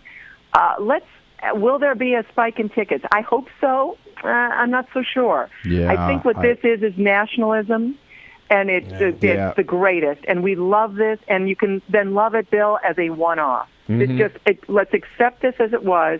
It was 99 to me meant everything because it showed people what women's sports was. Now we've had 16 years of knowing it. We know what Title IX is. Everyone sees the girls in the neighborhood, their granddaughter, the girl they see in the kitchen every morning going to play sports. It's there. It's success. We're going to see women running for president every time in the 30s and 40s. Women picking women as vice presidential candidates. They will all have been athletes because of Title IX, no doubt about it. Learning those life lessons at a young age, winning and learning how to lose as a 5- and 6-year-old. The generations of boys that learn this. Now we have generations of girls learning this. Med schools, law schools, CEOs of, it's all just starting. Right. That's the victory.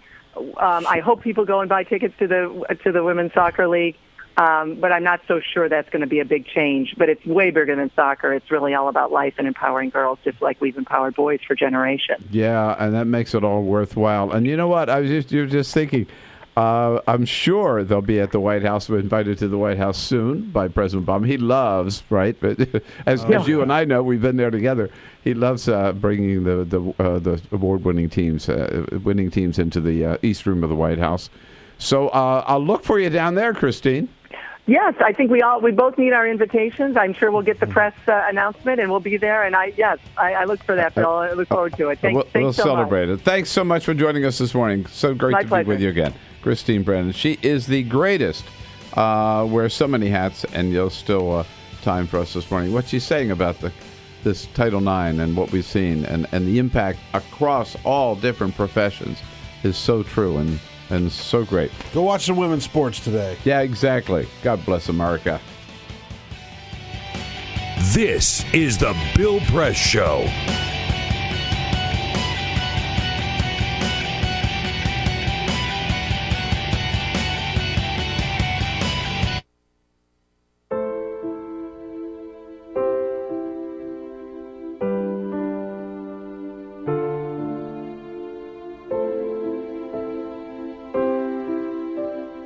I have run these canyons for 6 million years.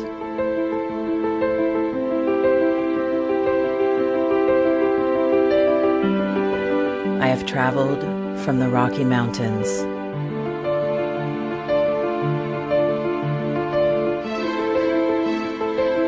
to the deserts, through scorching heat and freezing cold, from the land of the dinosaurs to fields of food.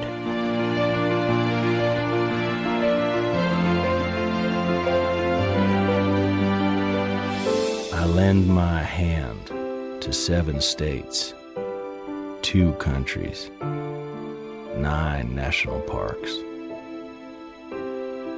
And 36 million people across an arid West.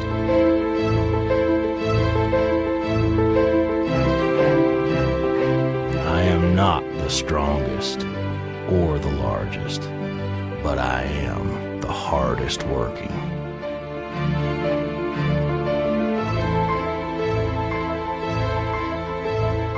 People love me.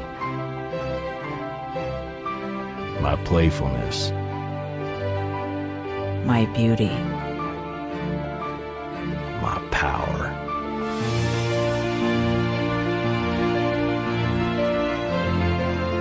My life.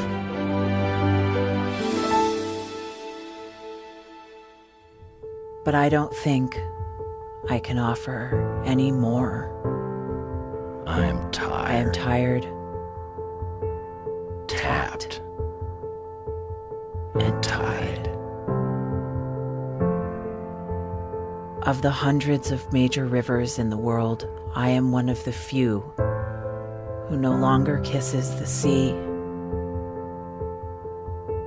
Battles to harness my soul have been won and lost. Use me wisely, and I will sustain you. Use me like you have, and I will break. My name is Red. The Grand River Red. The American Nile. The Canyon Maker. I am the Colorado River. And I am the most endangered river in America.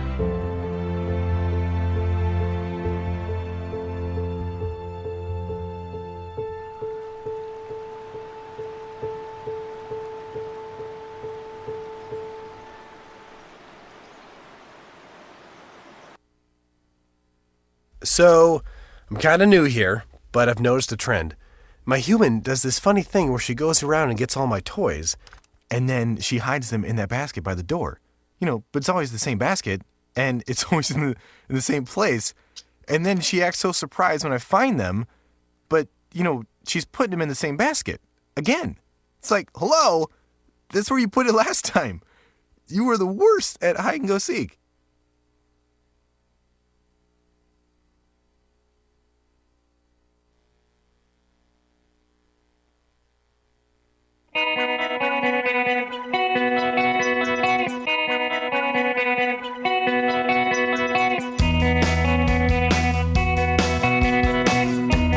This is the Bill Press Show.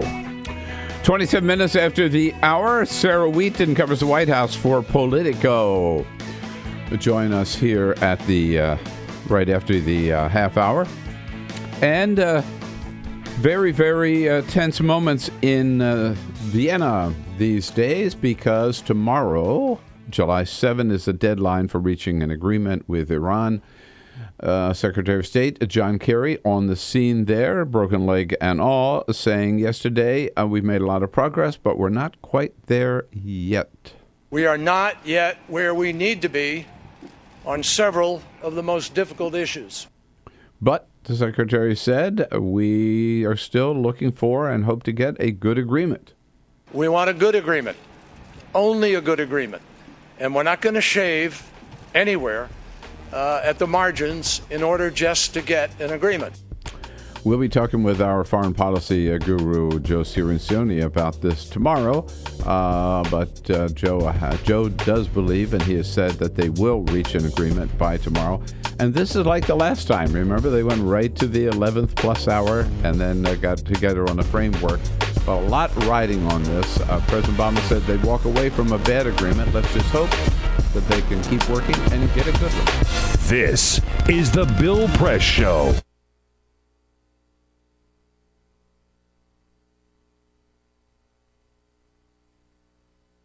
The average text takes your eyes off the road for nearly 5 seconds. At highway speeds, that's enough time to travel the length of a football field. Stop the texts. Stop the wrecks. Before now, it's been difficult for criminals like us to know which states have loose gun laws. How would a criminal like me know which states permit me to carry loaded guns in their amusement parks, golf courses, or beaches? I have some violent friends. We all wear leather jackets and scream at women.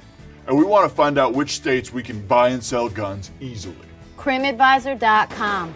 That's the site to find out where it's easiest for felons and fugitives to buy, carry, and even traffic guns. That's why I love Arizona, where I can go see the beautiful Grand Canyon and carry a loaded gun without even having to get a background check. You would fail that background check. I'm sure of it. Now, what about a road trip? What states can I go to fill my trunk with guns and take it back home for my even more dangerous friends? CrimAdvisor has a list for that. That's so unreasonable. Our traffickers' top 10. Nevada! What happens in Vegas may have to stay in Vegas, but your guns don't. Bring them over to California and sell them. The market up there is hungry for guns. I understand that CrimAdvisor.com will tell me which states really cater to us criminals and creeps, but what about the states where we're not so welcome? The ones that don't get us? I don't even like saying the name of these states, but California, Connecticut, Maryland, and New York all have laws to keep guns out of the hands of people like us.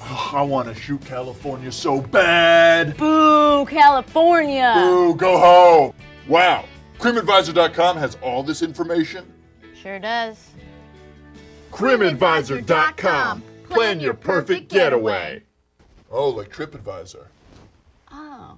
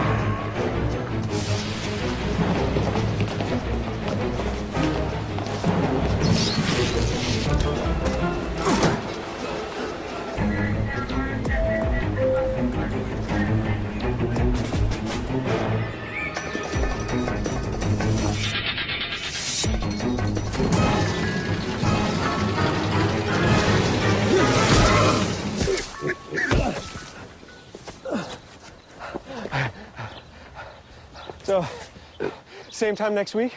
Well, of course. Put away a few bucks, feel like $1 million. For free tips to help you save, go to Feed the Pig. What the frack? What the frack? What the frack? What the frack? President Obama, are you fracking kidding me? Reopen the EPA studies in Texas, Wyoming, and Pennsylvania. Fracking pollutes our oceans. Fracking poisons our water. Fracking makes climate change worse. Fracking relies on toxic chemicals that cause cancer. Ban fracking now. Ban fracking now. Go on. Ban it. Ban fracking now. Please.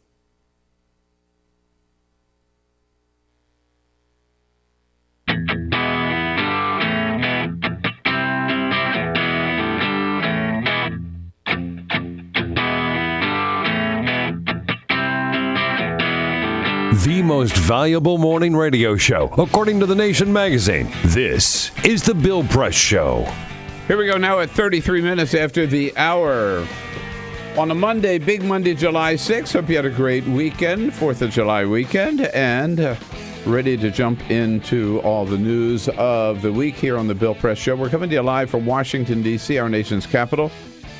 And our studio right here on Capitol Hill, which will soon again, kind of sleepy last week with everybody out of town, but the Senate and the House are coming back this week.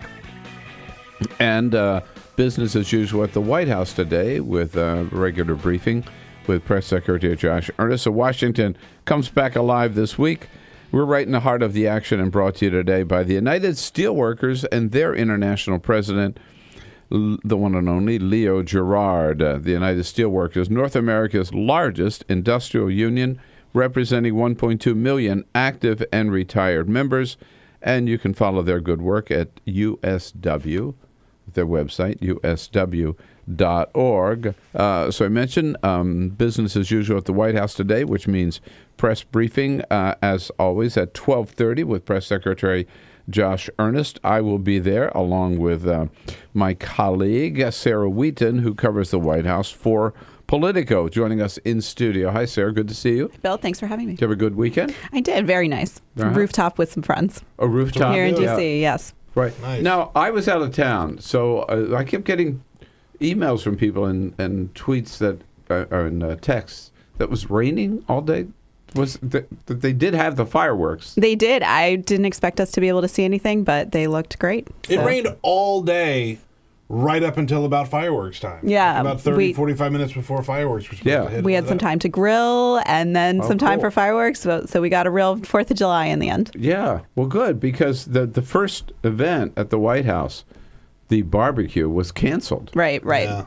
But Bruno Mars still happened, so that was the important thing for a lot of people. Thank God. Yeah, and all those people I think were invited back for the Bruno Mars thing, but they didn't get the burgers. They got the dessert or whatever That's that was. BS, man. They should have just had to sit in until they got their burgers. And they also emptied the mall because of the threat of thunderstorms. And I didn't see that. Yeah. I mean, again, I got a flash that the Park Service had, because of threatening lightning and thunder, had emptied them all, and people went into the museums. I know that happens sometimes. And on the way to where I was going, I was driving from Arlington back into the district, and people were parked all along the highway on the other side of the Potomac from D.C. I guess the cops didn't seem to be disrupting them or anything. It must be a good spot I think for fireworks.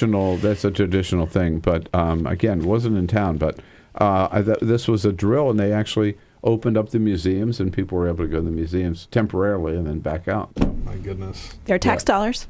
Yeah, there you go. All right. So back to work today. You were saying the president will be going to the Pentagon today.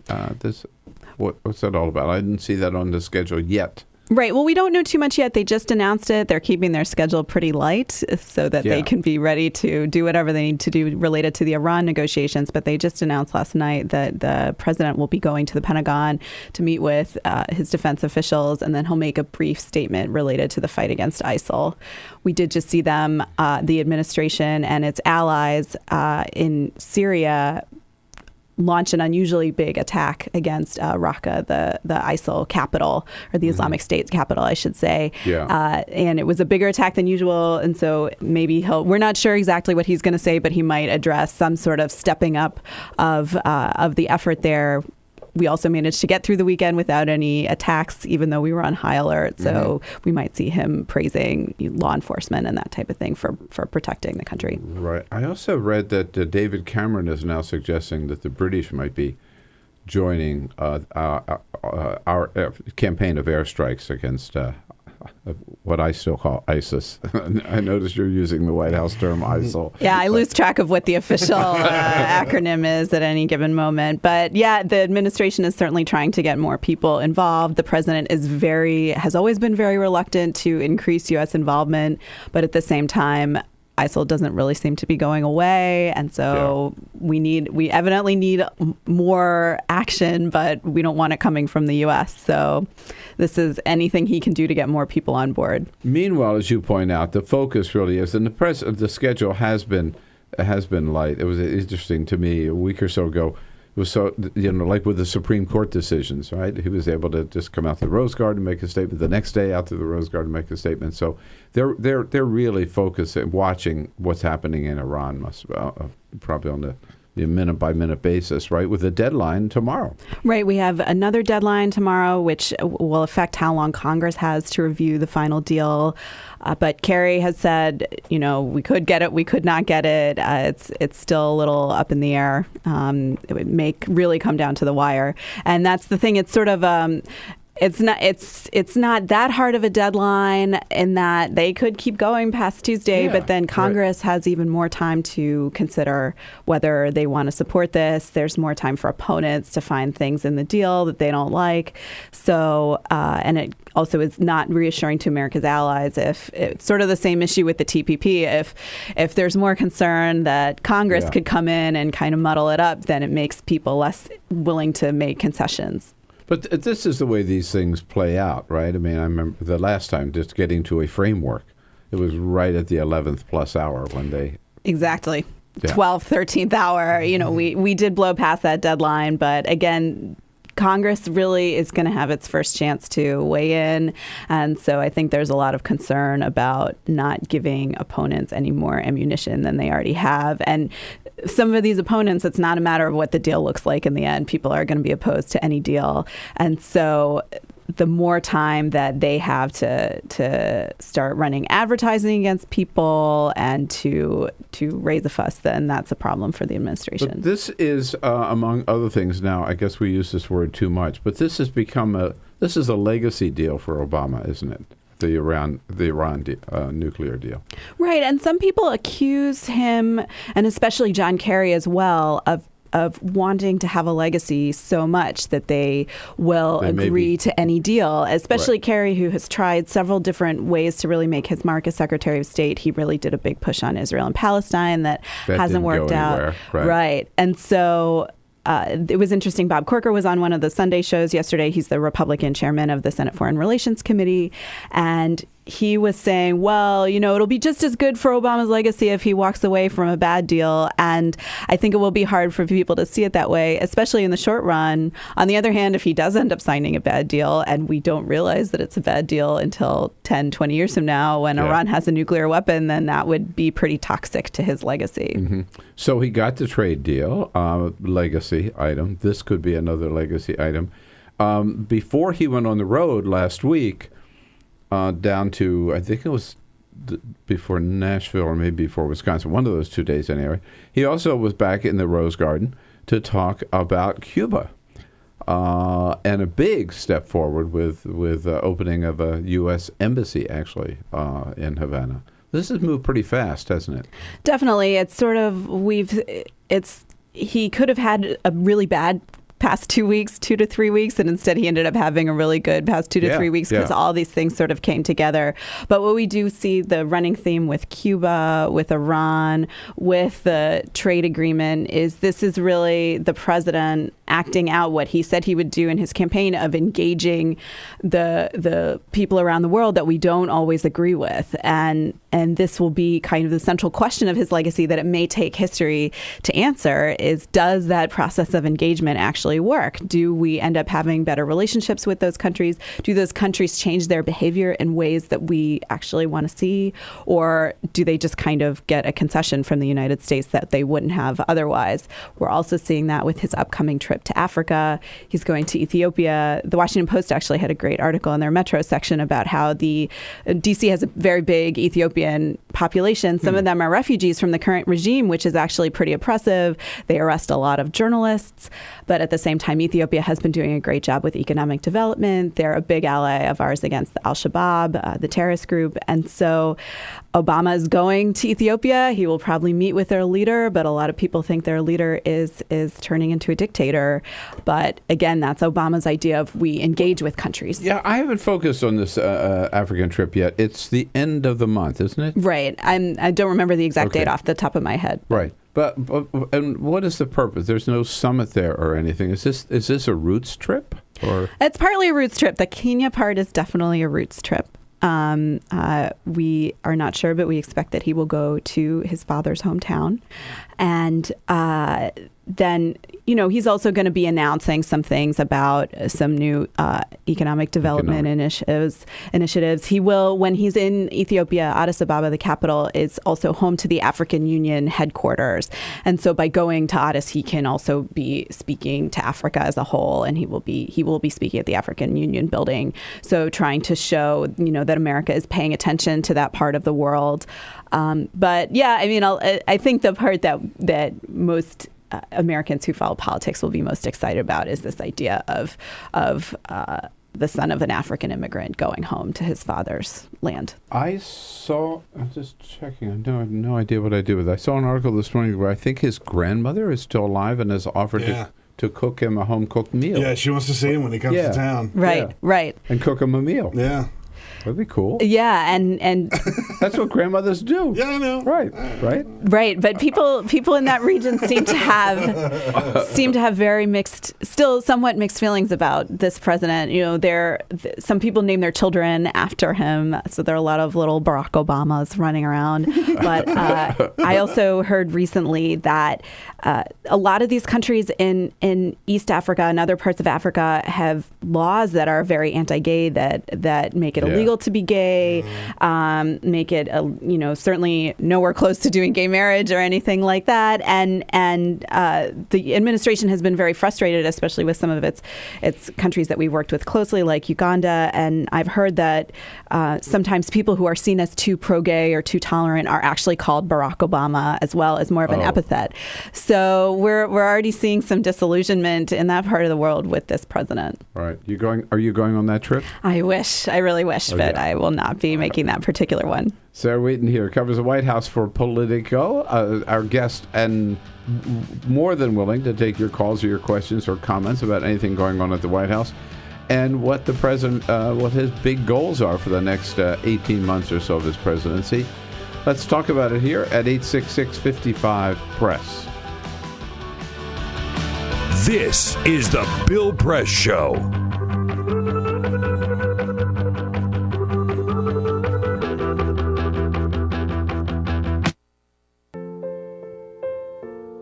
This is why you took a second job. Why you taught yourself how to fix the plumbing. Why you'll do whatever it takes to keep your home. And that is why we want to help. We are making home affordable, a free government resource that can make paying the mortgage easier. Call 888-995-HOPE today.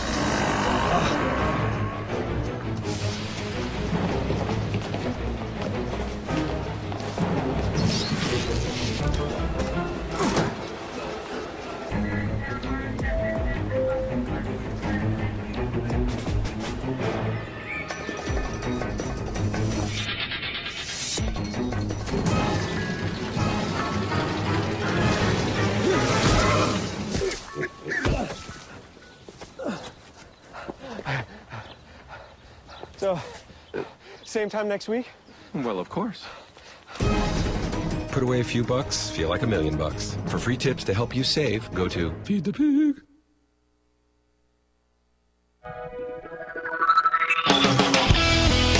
Connect with The Bill Press Show on Twitter. Follow us at BP Show and tweet using the hashtag WatchingBP. This is The Bill Press Show. Here we go now at 11 o'clock. Larry Cohen, former president of the Communication Workers Union of America. He's now a full-time volunteer for Bernie Sanders. And he was with Senator Sanders out in Iowa over this 4th of July weekend. He's going to be here in studio with us at the top of the next hour to tell us all about the big crowds Bernie was getting out in Iowa and how things look for him out there. Right now we're talking with Sarah Wheaton, who is a White House correspondent for Politico on pool duty today, I just learned. Which means you're there. That maybe some people don't know how the pool works, right? It's the group of reporters, a small group that are there on duty. So anywhere the president goes, you go with them. Exactly. Obviously, not all of us can fit in a room at the same time, and so we all take turns being the official person that travels around with him. And whenever it doesn't necessarily. I've gone through pool days where you don't set eyes on the president at all, but you're theoretically supposed to be pretty close to him. And so today, even if you go somewhere with him, you may not see him. Exactly. Right? Yeah. So many people also spend every weekend going golfing with the president, but they don't actually get to go out on the links. They're sort of in a Burger King near Andrews Air Force Base. But it's a good system. As long as you kind of do your turn, it means that you get to use the notes that are emailed out as though it were your own reporting. You don't have to credit whoever else it is. So it's our way of kind of trying to be fair to everybody. So you'll be going with the president today to the Pentagon. Right. And he is speaking to the media in the Pentagon, so you will have a chance to maybe not ask him a question, but at least.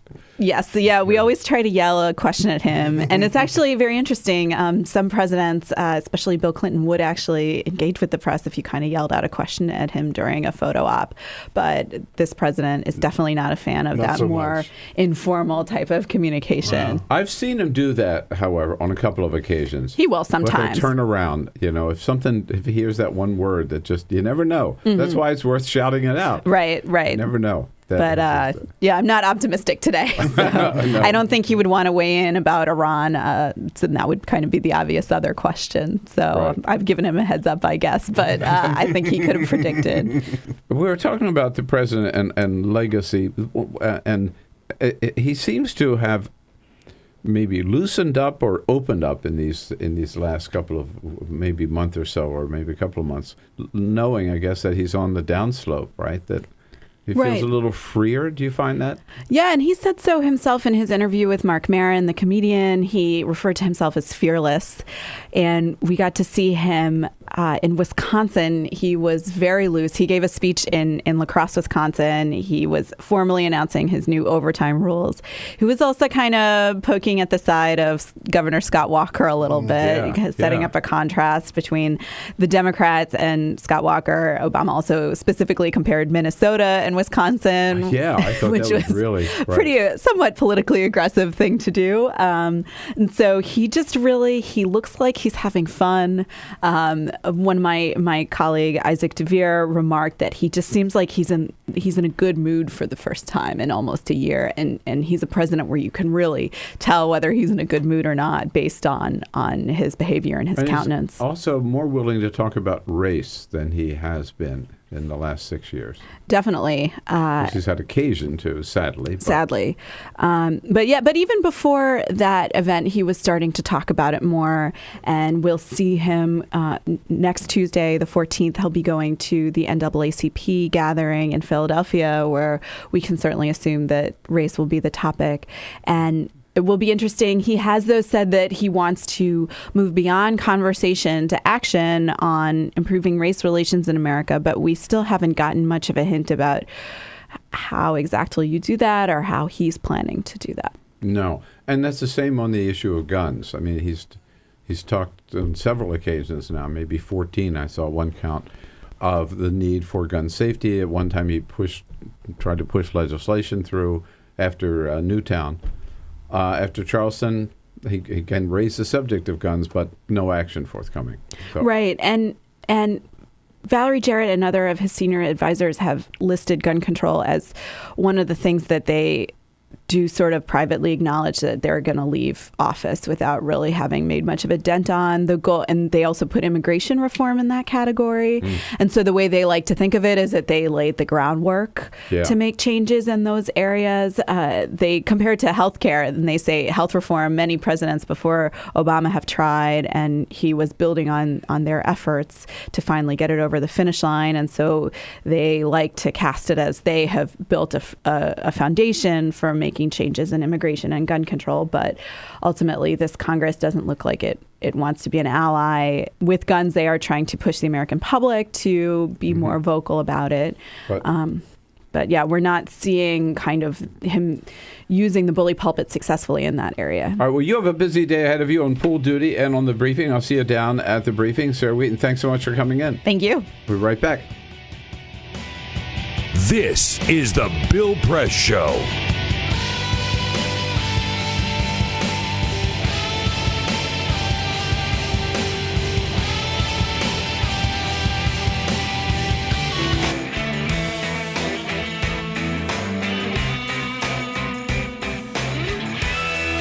Hey, 2 hours isn't enough. We tried to squeeze it all in our first 2 hours, but need that third hour again today, and you're going to get it on Free Speech TV, but you have to wait until 5 o'clock Eastern, 4 Central, so you can watch third hour right away on a video stream, youtube.com/TawkRTV, TAWKRTV. Larry Cohen, former president of the Communication Workers, has been on the road with Bernie Sanders out in Iowa over the weekend. He'll be here in studio to tell us all about it. Hour number 3 coming up on the Bill Press Show this Monday, July 6th.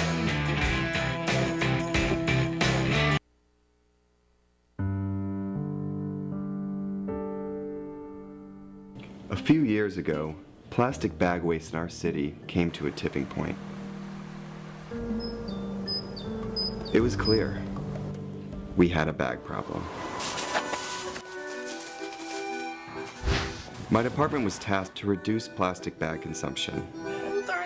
We needed to come up with ways to change human behavior. So we asked ourselves, would you like it back? What do people really hate? Yep. Getting punched in the stomach. Preliminary studies showed that the consequences weren't severe enough to warrant behavioral change. Actually, can I get that double bagged? So we thought, what do people hate more than getting punched in the stomach? Kissing Helga. Hey, big boy. People didn't find her so offensive after all, so we had to get creative. How many bags? Okay, now, pour this ice water down your pants. We tried everything.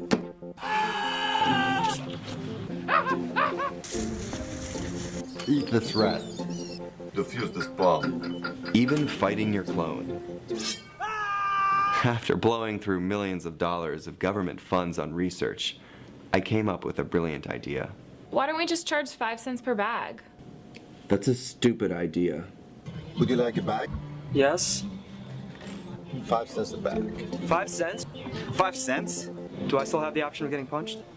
Honestly, I don't know how everyone else missed it. Why don't you just get a reusable bag?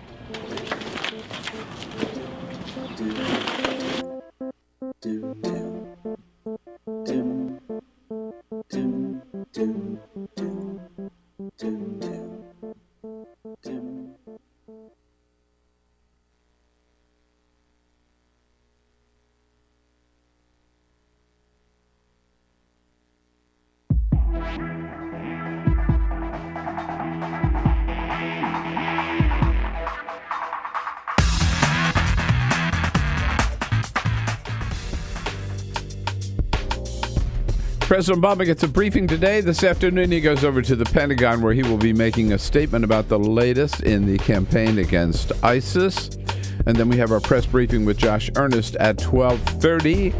He is back from a weekend campaigning with Bernie Sanders in Iowa. Former president of Communication Workers of America, Larry Cohen, joins us at the top of the next hour. This is the Bill Press Show.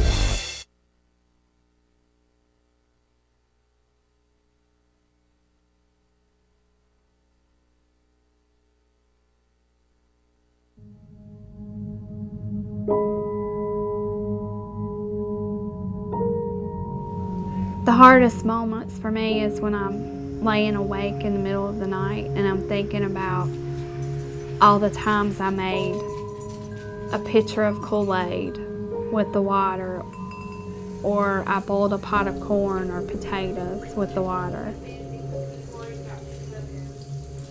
Those thoughts just stick with me in the middle of the night, and I feel horrible as a mom that I didn't know that something was wrong, but how could I have known? There's no way I would have known. The spill at Dan River happened when a drainage pipe that ran underneath an ash basin and dam collapsed, sucking out 6 decades of waste and spewing gunk directly into the river.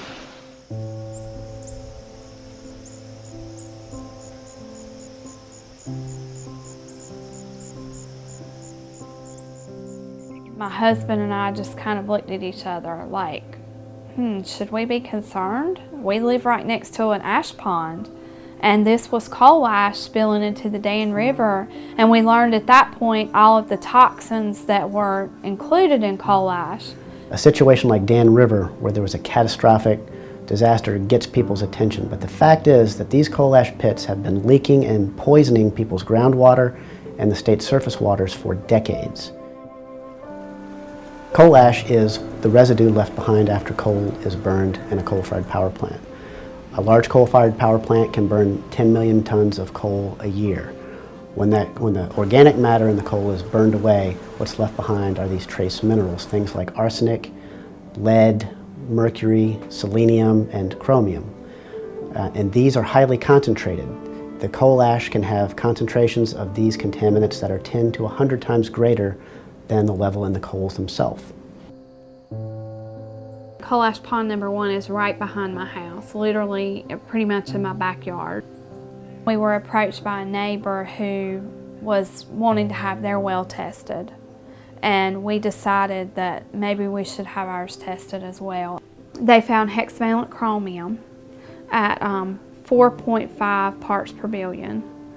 So in talking to the residents, we have discovered anecdotal evidence of an extraordinary number of cancers for this fairly small community. Some of us in the community got together. We started kind of talking about all the cancer that we've seen in some of our family friends in this community.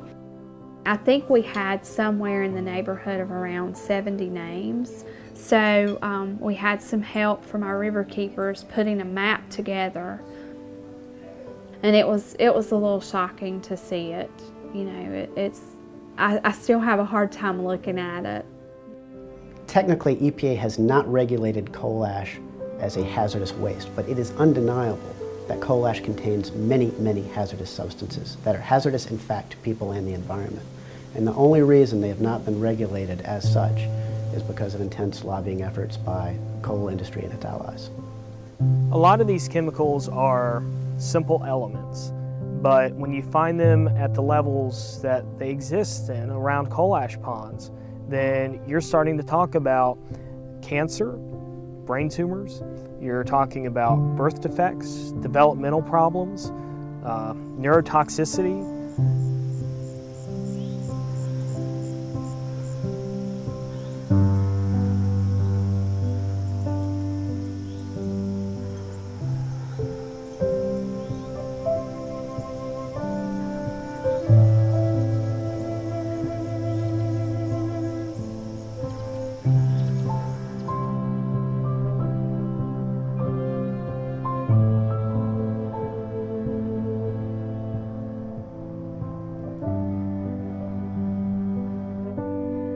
We began to look at legal options, cases that we could bring in court to protect communities and their citizens from these toxic leaking time bombs. In 2002, North Carolina enacted a public financing mechanism for judicial elections. has kept private money out of judicial elections. The repeal of the public financing program in judicial elections in North Carolina creates a dangerous precedent for all, and it gives corporate polluters and other special interests the opportunity to elect the judges that they want. And this is important for us all. Everyone should care about this. Because when you think about the fact that the state and the federal government have basically abdicated their responsibility to regulate these issues, the state courts are the last stopgap. I think this is no longer a problem that's going to go under the radar. It has been exposed, and I am confident that we will ultimately, with the facts, win out and ensure that we have protected waterways. And so this is something that we all should care about. If we're worried about the water we drink and the air we breathe, we have to be concerned about money in judicial elections.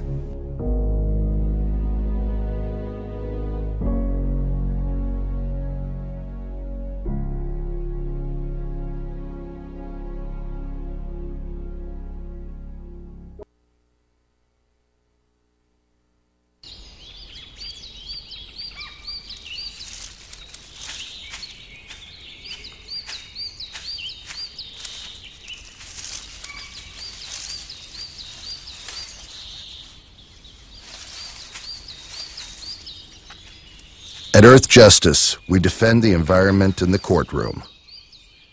Join our fight. When you take a seat, you take a stand. Earth Justice, because the Earth needs a good lawyer. The average text takes your eyes off the road for nearly 5 seconds. At highway speeds, that's enough time to travel the length of a football field. Stop the texts, stop the wrecks.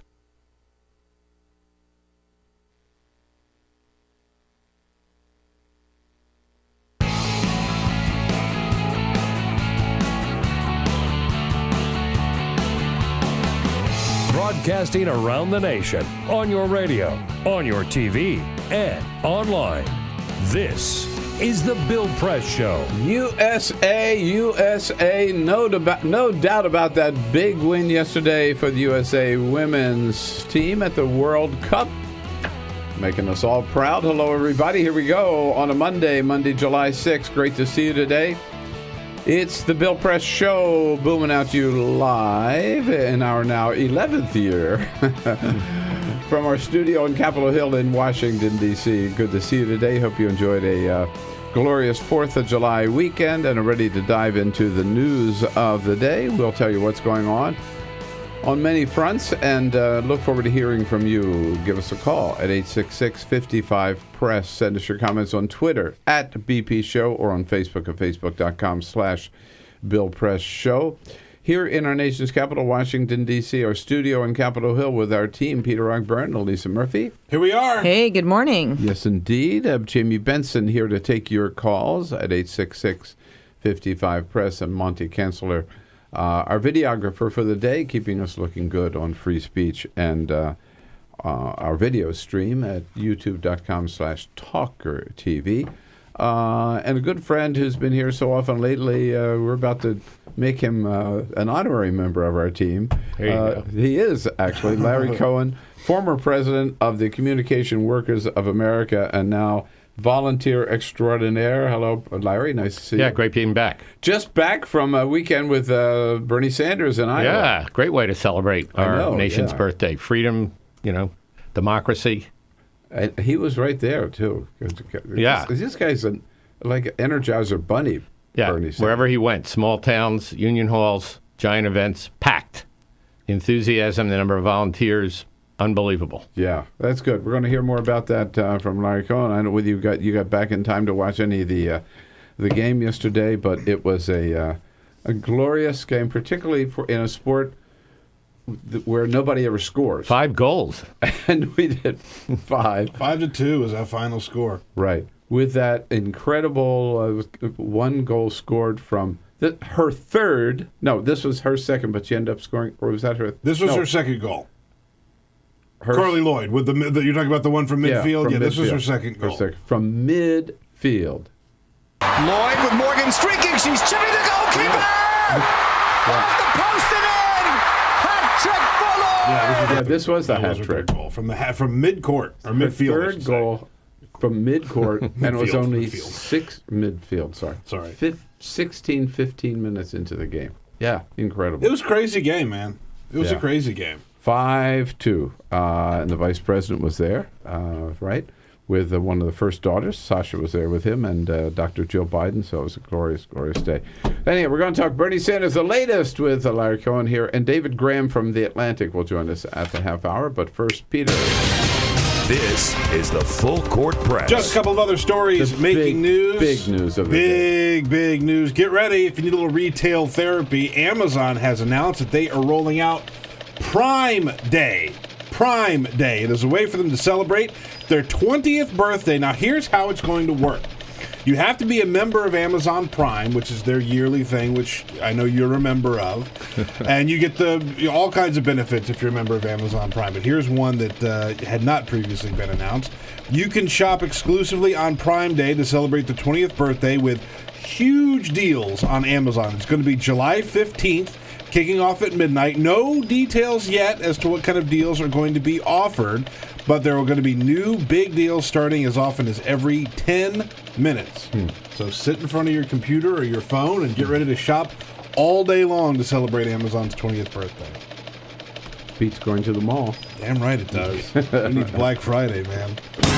Star Magazine is reporting that Tom Cruise, probably the most high-profile Scientologist in the world, is considering leaving the Church of Scientology, which would be huge. They say that this all came after a phone call with his daughter, Suri, and she was talking about her ballet performance and how well she did in her ballet class. And Tom Cruise says, this is according to Star Magazine, of course, that he realized he had never seen her perform ballet because the church tries to keep him from his family because they're no longer a member of Church of Scientology, his ex-wife and his daughter.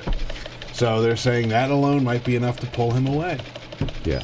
You know what? From what I've read, try leaving the church. Yeah, that's right. You might want to leave. They won't let you out.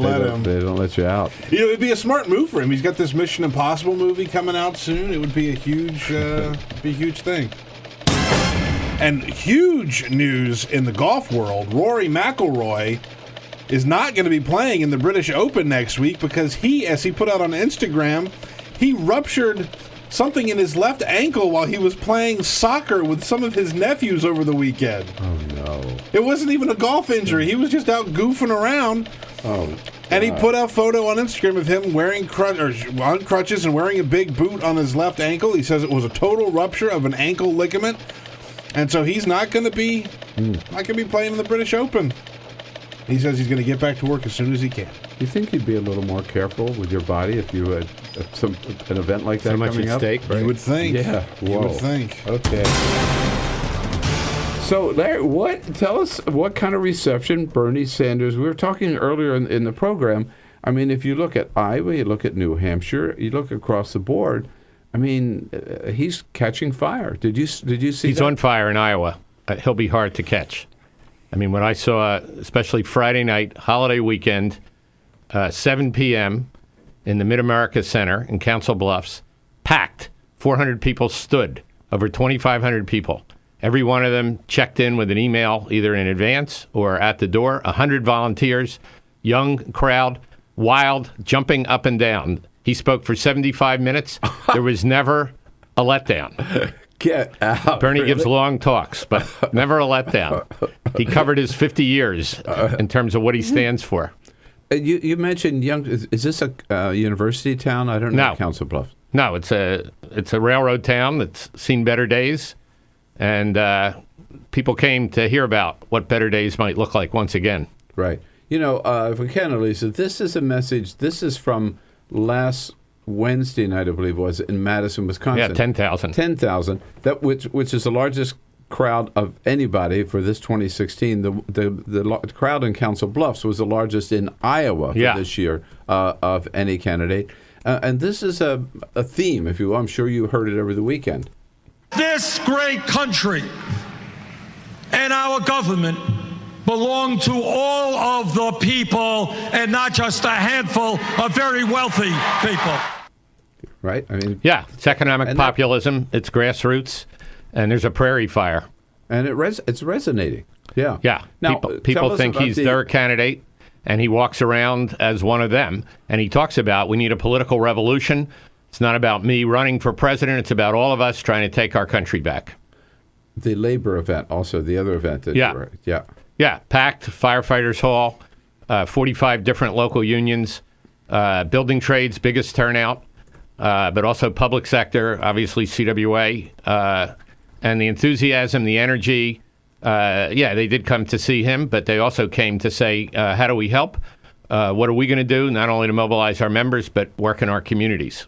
The last time you were in here in the studio, we were talking about your time as no longer head of CWA, so you're dedicating your time to important volunteer activities, especially this democracy initiative that you've launched, right? Yep.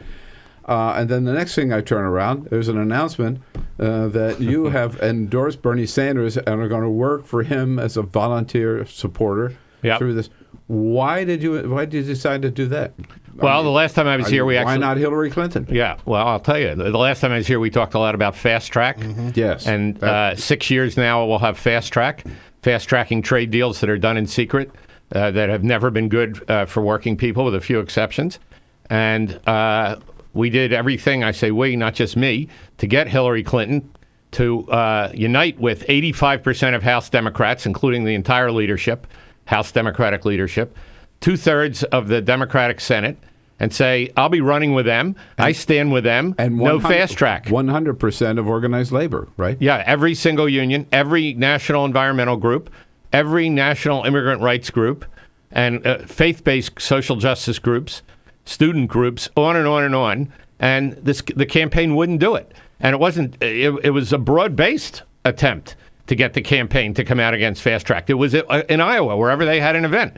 People went and they raised it with respect because she could have made a difference. We lost by 1 vote in the Senate and 3 in the House, well within reach. Yeah. Some of her best supporters, Claire McCaskill, who's blasted Bernie. Yeah. We should be blasting Claire for going the wrong way when she represents an industrial state like Missouri, devastated by trade deals. But she goes with the big money.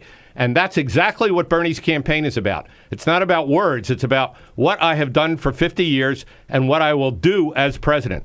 And we will hold Hillary Clinton accountable for that. That was huge for me in deciding to put, as you put it, only 3 weeks out of being CWA president, 2 weeks at the time, saying to Bernie, I'm going to stand with you, Bernie. And we still don't know where Hillary stands on TPP, right? I mean, I think she said maybe I probably would have voted against it, but I mean... Well, on fast track, she said something. You couldn't really figure out what it was. Yeah. Fast track's really the key vote. TPP won't come up till the end of the year, if then. And fast track is about how do we conduct trade negotiations, not the substance of them. I could have understood better her hesitating on the substance because she was Secretary of State and somewhat involved, but not on fast track. Secret deals, Congress now has no role. The Democrats in the Senate will have no role because now you only need 50 votes to pass it. They gave up their role. They knew it. And I talked to many of those Democratic senators. Now, 2/3 of them, again, the Sherrod Browns, Bernie, Elizabeth Warren, Tammy Baldwin, Casey, they were extraordinary. But the 1/3 of the Democrats, 13, who voted for cloture, should be ashamed. Back to Bernie for just so Bernie, and you mentioned Claire McCaskill. That's what I want to ask you because she went on MSNBC last week and said that basically compared him to Pat Buchanan, Ron Paul. These are the extremists. They always get big crowds with their extreme message. Claire was wrong on fast track. She's more wrong, if that's a word, on Bernie. She needs to see this prairie fire in Iowa, for example. She needs to see the excitement that I have never seen before since Obama was running. When I was in Iowa then, I supported him. And I have not seen it since, and it is amazing. This is what livens up the Democratic Party, as opposed to the deadening corporate Democrats that unfortunately she's become. Right. And the idea, though, that his message is so extreme. What Bernie is saying is that all of the wealth should not go to the top 1% in this country, or 0.1%. Yeah, the 1% of the 1%, as we call it. Yeah. That has become an extreme message. I mean, the idea that that any growth in the economy, what should be shared by all Americans, right? This inclusive economy is now suddenly considered extreme by the corporate Democrats? I mean, yeah, and actually, happened? what he's really saying is that there should be some shared economic opportunity. That this is not a share of the wealth campaign. Yeah, right. This is more, why can't kids go to college, a public college, and not leave with collective $1 trillion in debt? Why do those of you who have student debt, which is 2 generations now for the most part, pay interest rates of 7 and 8% when mortgages are at 4% and banks borrow at 20 basis points, 1/5 of 1%? Why do we put these kind of burdens on students? Why don't we talk about expanding Social Security instead of cutting benefits? Why can't we go further in terms of health care that works for all? I mean, it's veterans, where he spent years. He was the chair of the Veterans Affairs Committee when the Democrats had a majority. Yeah. Why can't, instead of rhetoric for veterans, why can't we be serious about paying attention to the veterans who have issues and also providing opportunity for those veterans when they return? He's speaking to the economic opportunity of America, and that's what's resonating. Do you believe Bernie can win the nomination? I don't know that yet. I believe he can win Iowa, as Barack Obama did, and then move into New Hampshire, a neighboring state to Vermont, where I think he'll again have a huge head of steam. Beyond that, this campaign has to still take shape. If he were the nominee, do you think he could win the presidency? Well, obviously, that depends on who the other nominee is. Right. But I think this message of economic populism, particularly as it grows, absolutely can catch fire and can become the majority view in this country. Is that a tough road for anybody today? Absolutely.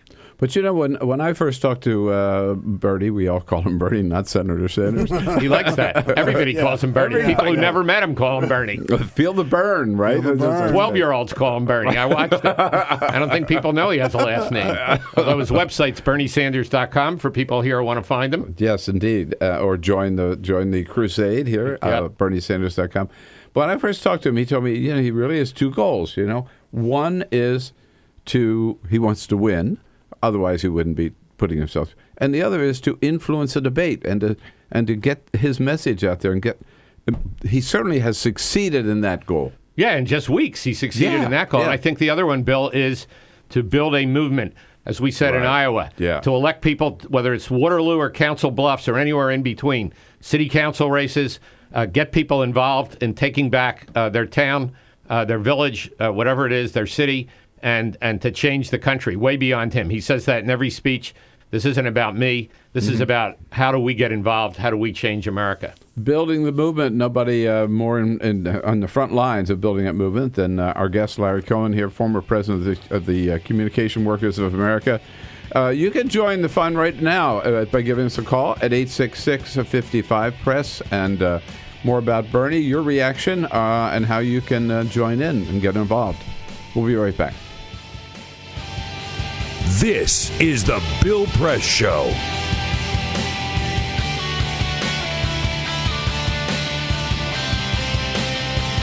This is my computer. This is your computer. Let's go on the internet. Let's go. Click it. Yes.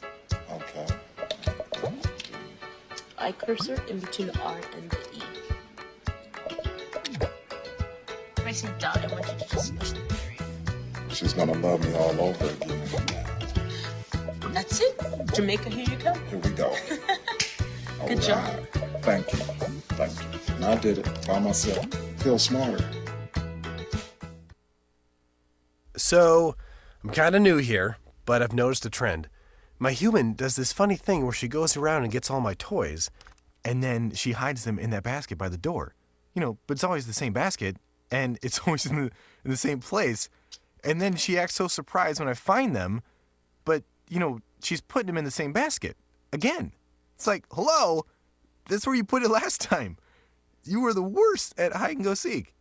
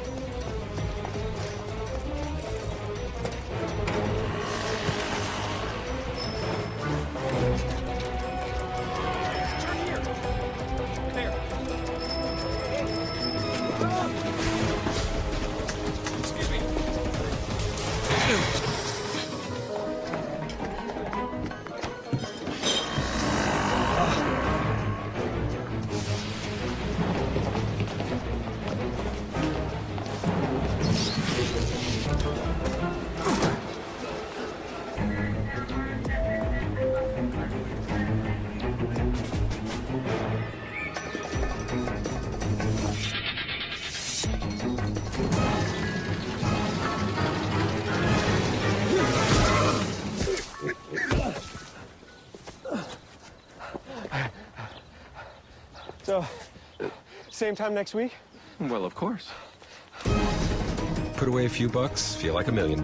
For free tips to help you save, go to Feed the Pig.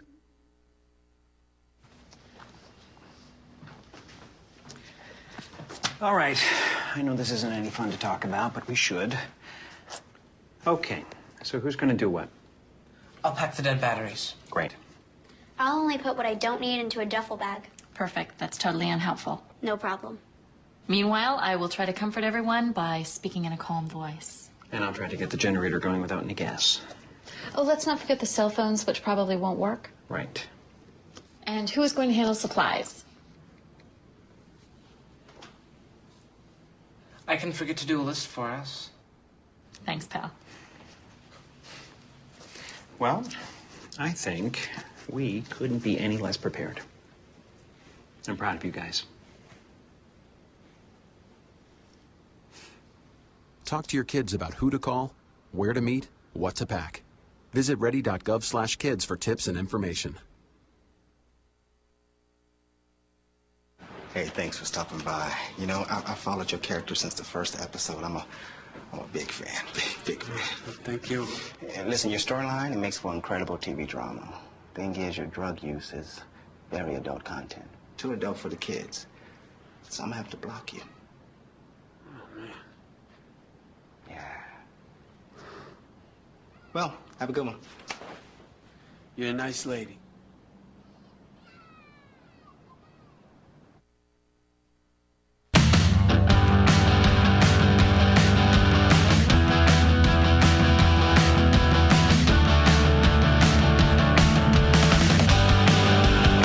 Hi, this is Bernie Sanders. I just want to congratulate Bill Press for 10 years of great radio.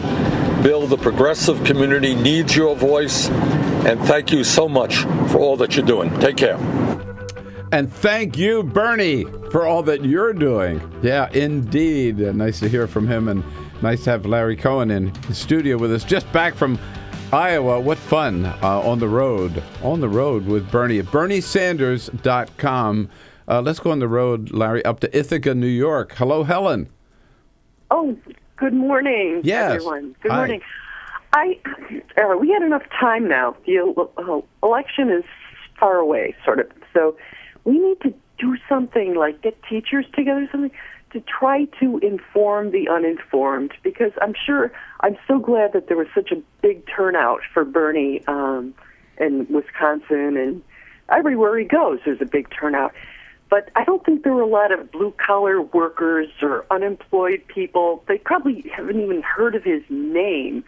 So I think I'm just thinking as a strategy, we've got to get these people to know you have to stop voting against your own interests, you know. And the Republicans are very good at teaching people to vote against their own interests. All right, Helen, let's pick up that point. Larry, yeah, you got to get the word out about Bernie, but I think the word is spreading, isn't it? Among blue-collar people. You'd be encouraged. I was at a firefighters union hall in western Iowa last week, packed, and half the crowd were building trades, laborers, electricians, and others, iron workers, and then there were public workers, including teachers and nurses and CWAers, etc., communication workers.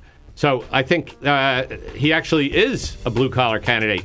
He's been out there with working people his entire 50 years. I mean, that's the kind of candidate he was when he was mayor of Burlington, congressman, and now senator. Our people in Vermont love him. We had a huge strike at Fairpoint Communications. He didn't just talk about it. He was out there in the worst New England weather ever with our members. All right, and he's there for you today, and so is Larry Cohen here with us. Hey, Larry, thanks so much for coming in. BernieSanders.com. This is the Bill Press Show. Join the parade.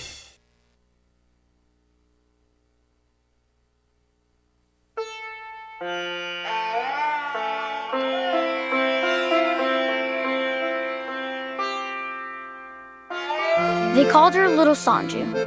She was born in a village at the foot of the Himalayas, the smallest of 7 brothers and sisters. My family was very poor. To get by, we raised cows and we made small things for tourists out of bamboo. But we were always hungry, and no matter how hard he tried, my father was always in debt. When I was 11, my father told me I had to go to work making carpets. I had to leave with a man who took me to the carpet factory. The broker who took me away got paid, but they never paid my father anything. I made knots from 4 in the morning until 8 at night. There was never a day off. I was always hungry. I cut my fingers while weaving and had to weave with cut fingers. My hands began to look like my grandmother's. I cried every night. I thought the rest of my life would be only this. It takes 1 million knots to make one 8x10 rug. In the 1990s, 1 million children were enslaved making carpets in South Asia. Then a hero entered the picture. It was you. If you knew how these carpets were made, you would no longer think they were so beautiful. And if you could choose a better rug, your buying power could end child slavery in the rug industry. From that simple idea, Goodweave was born. Here's how it works. To earn the Goodweave label, companies agreed not to employ children. Goodweave makes sure by conducting surprise inspections. When children are found, Goodweave helps them. 2 years ago, a Goodweave inspector named Jonah found me in the factory. When I saw him, I was scared, but Jonah put his arm around me and told me it would be okay.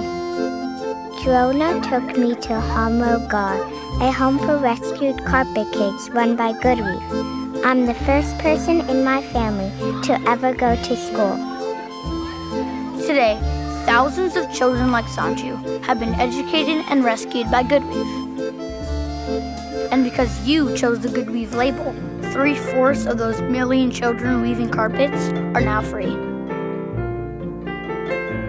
And Sanju, with Goodweave's support, she's able to attend her village school and live at home where she belongs. Now that's a beautiful rug that tells a beautiful story. Stand with Sanju. Insist on the Goodweave label.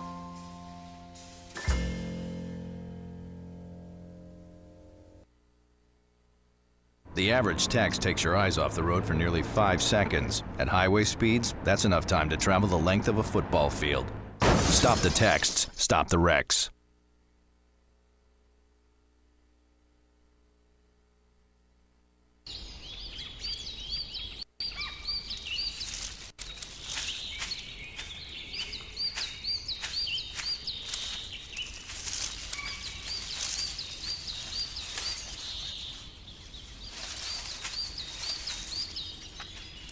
At Earth Justice, we defend the environment in the courtroom. Join our fight. When you take a seat, you take a stand. Earth Justice, because the Earth needs a good lawyer.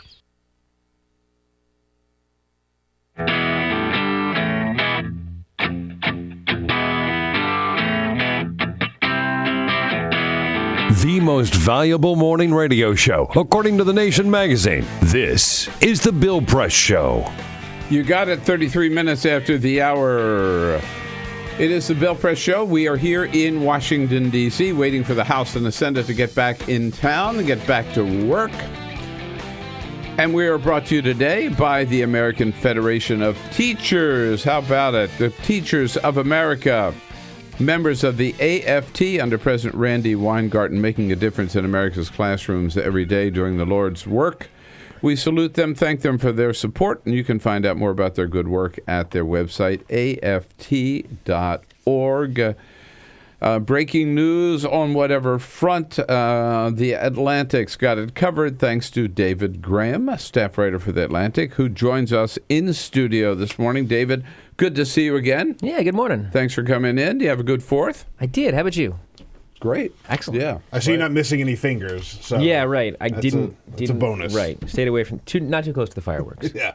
Right. That's the best place to be. Is enjoy watching them, but don't get too close. Unlike, who was it from the Giants? No, from Jean Paul. Yeah. Pierre Paul, Jace Pierre Paul. Not the Giants. Was it? Yeah, the Giants. Yeah, the New York Giants. Football Giants. It burns on his palms and like a couple of his fingers, and he really got messed up. He doesn't need this for his job, luckily. Yeah.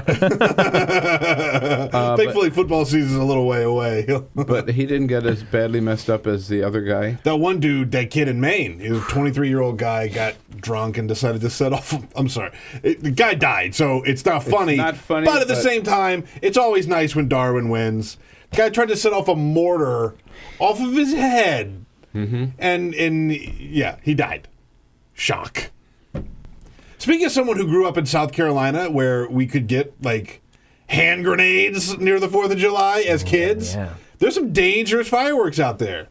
And I never, ever once thought to myself, having done many dumb things, I need to set one of these off on my head.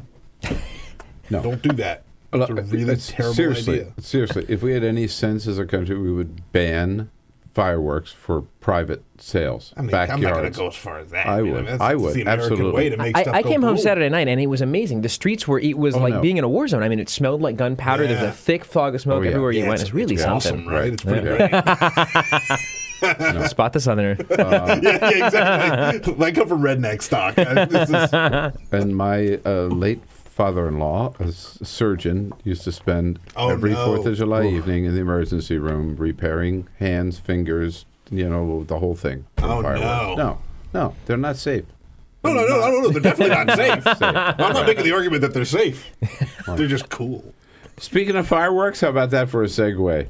What the hell happened in Greece, David? I mean, it's hard for us to follow. 'Cause first of all, it's so far away. Yeah. Right? And they've been at this for 2,000 years, and they still don't have their stuff together, so, whatever. But, so, I mean, the EU has this austerity plan for them, and the Prime Minister says, well, we'll let the people decide. I don't like this. We'll let the people decide. And if they vote yes to go for this austerity thing, I'm going to resign.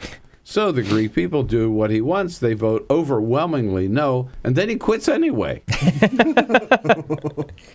A poor loser, poor winner. I don't know what. I wonder if it's just all negotiation. I mean, it's just such an ongoing anything to gain leverage on Europe, and I think understandably, I don't. It seems like an intelligent way to go about it. So, knowing nothing about it, it seems to me that.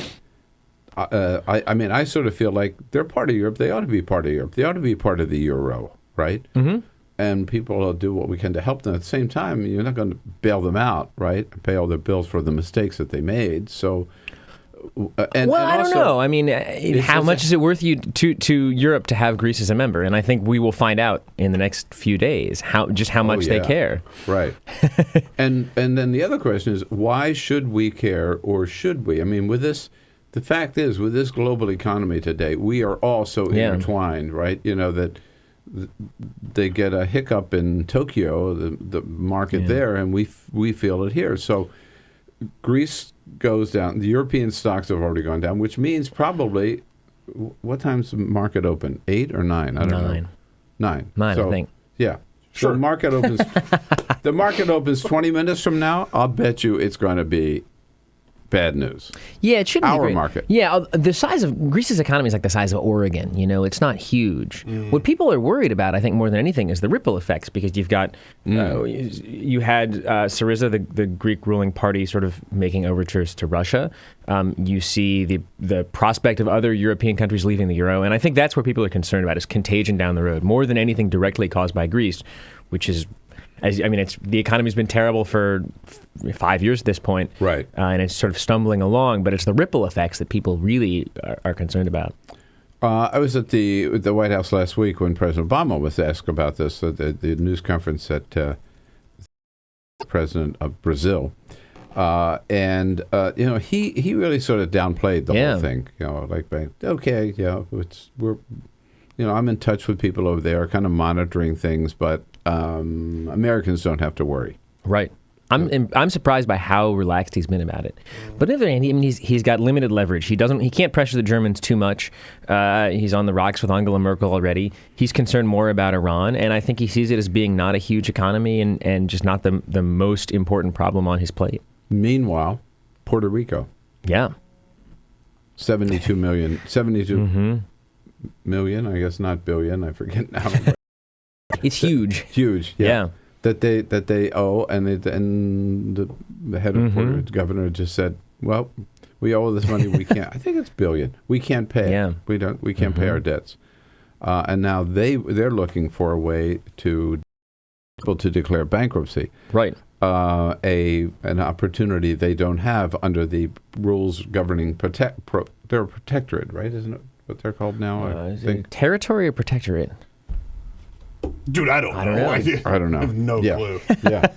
But whatever anyway, it is. They're not a state and they're not a city. Right. So they don't have strange fluke of the rules. Yeah. I still think, it'll be interesting to see the comparison because people talk about the problem with the euro being you've got one monetary policy, but a separate financial policy. And what we'll see with Puerto Rico is there'll be more flexibility, a lot better. But the legislature, Carolina, begins today on taking down the Confederate flag.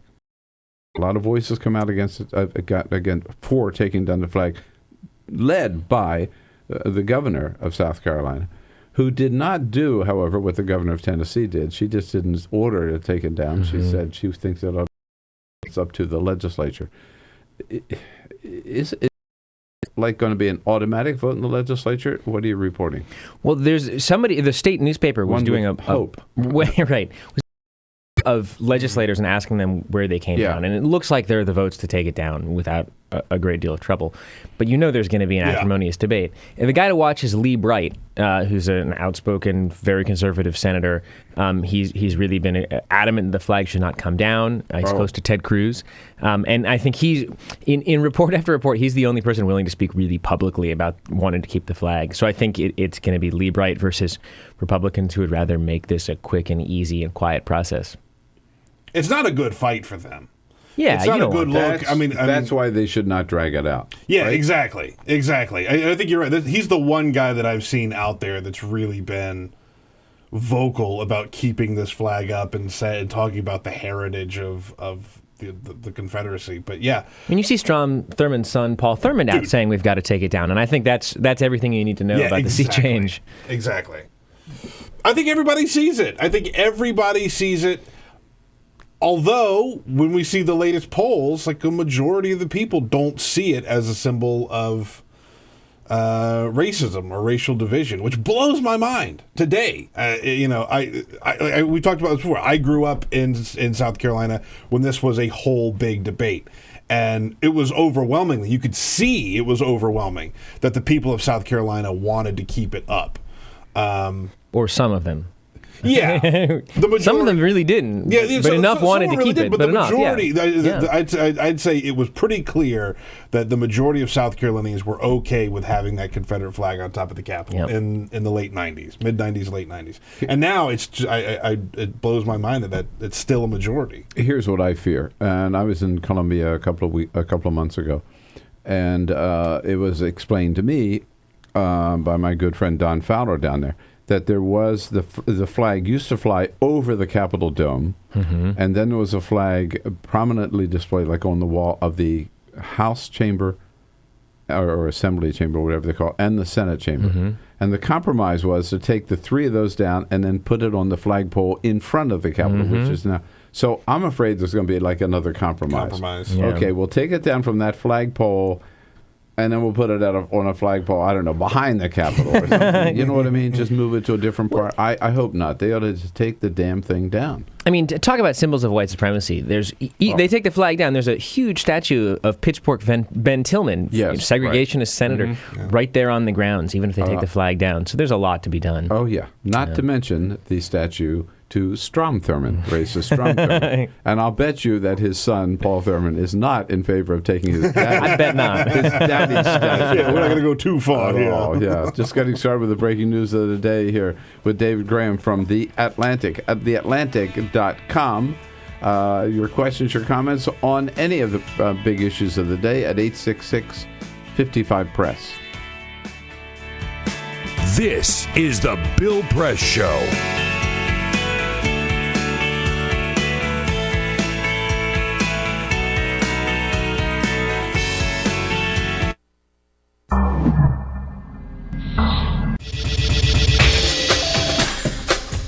Tune into Free Speech TV for Democracy Now!, a national, independent, award-winning news program bringing you people and perspectives rarely seen on corporate media.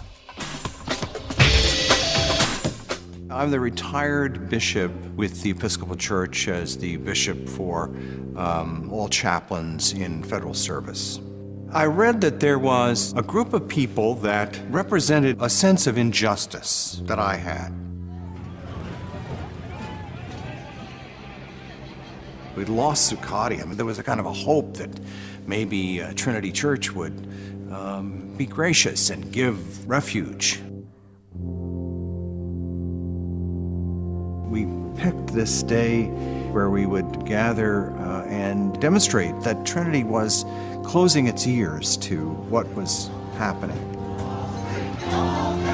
We marched around the block, and I realized that, my goodness, they're carrying a ladder.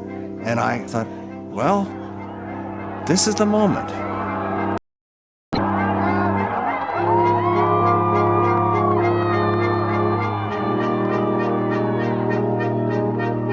You could feel a spiritual presence. You could feel a certain something.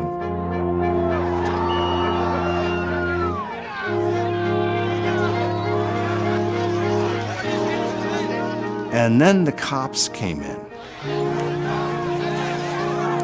It got brutal. Yeah, I'm with you right here. Robin, I'm here. The church needed, in this moment in history, to stand alongside of these protesters. The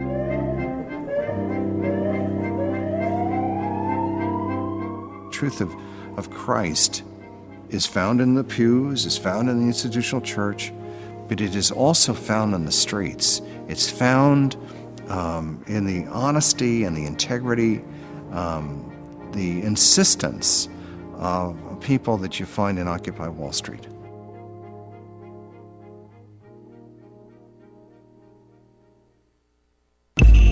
Tune in to Gay USA with hosts Ann Northrup and Andy Hum for in-depth coverage of lesbian, gay, bisexual, and transgender news. Watch Gay USA every week, only on Free Speech TV.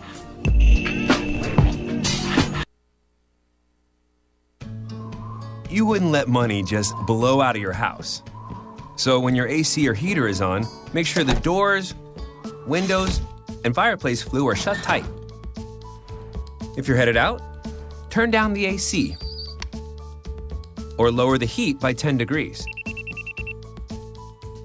And always keep your water heater set at 120. A little bit of common sense goes a long way. Get more great tips at energysaver.gov.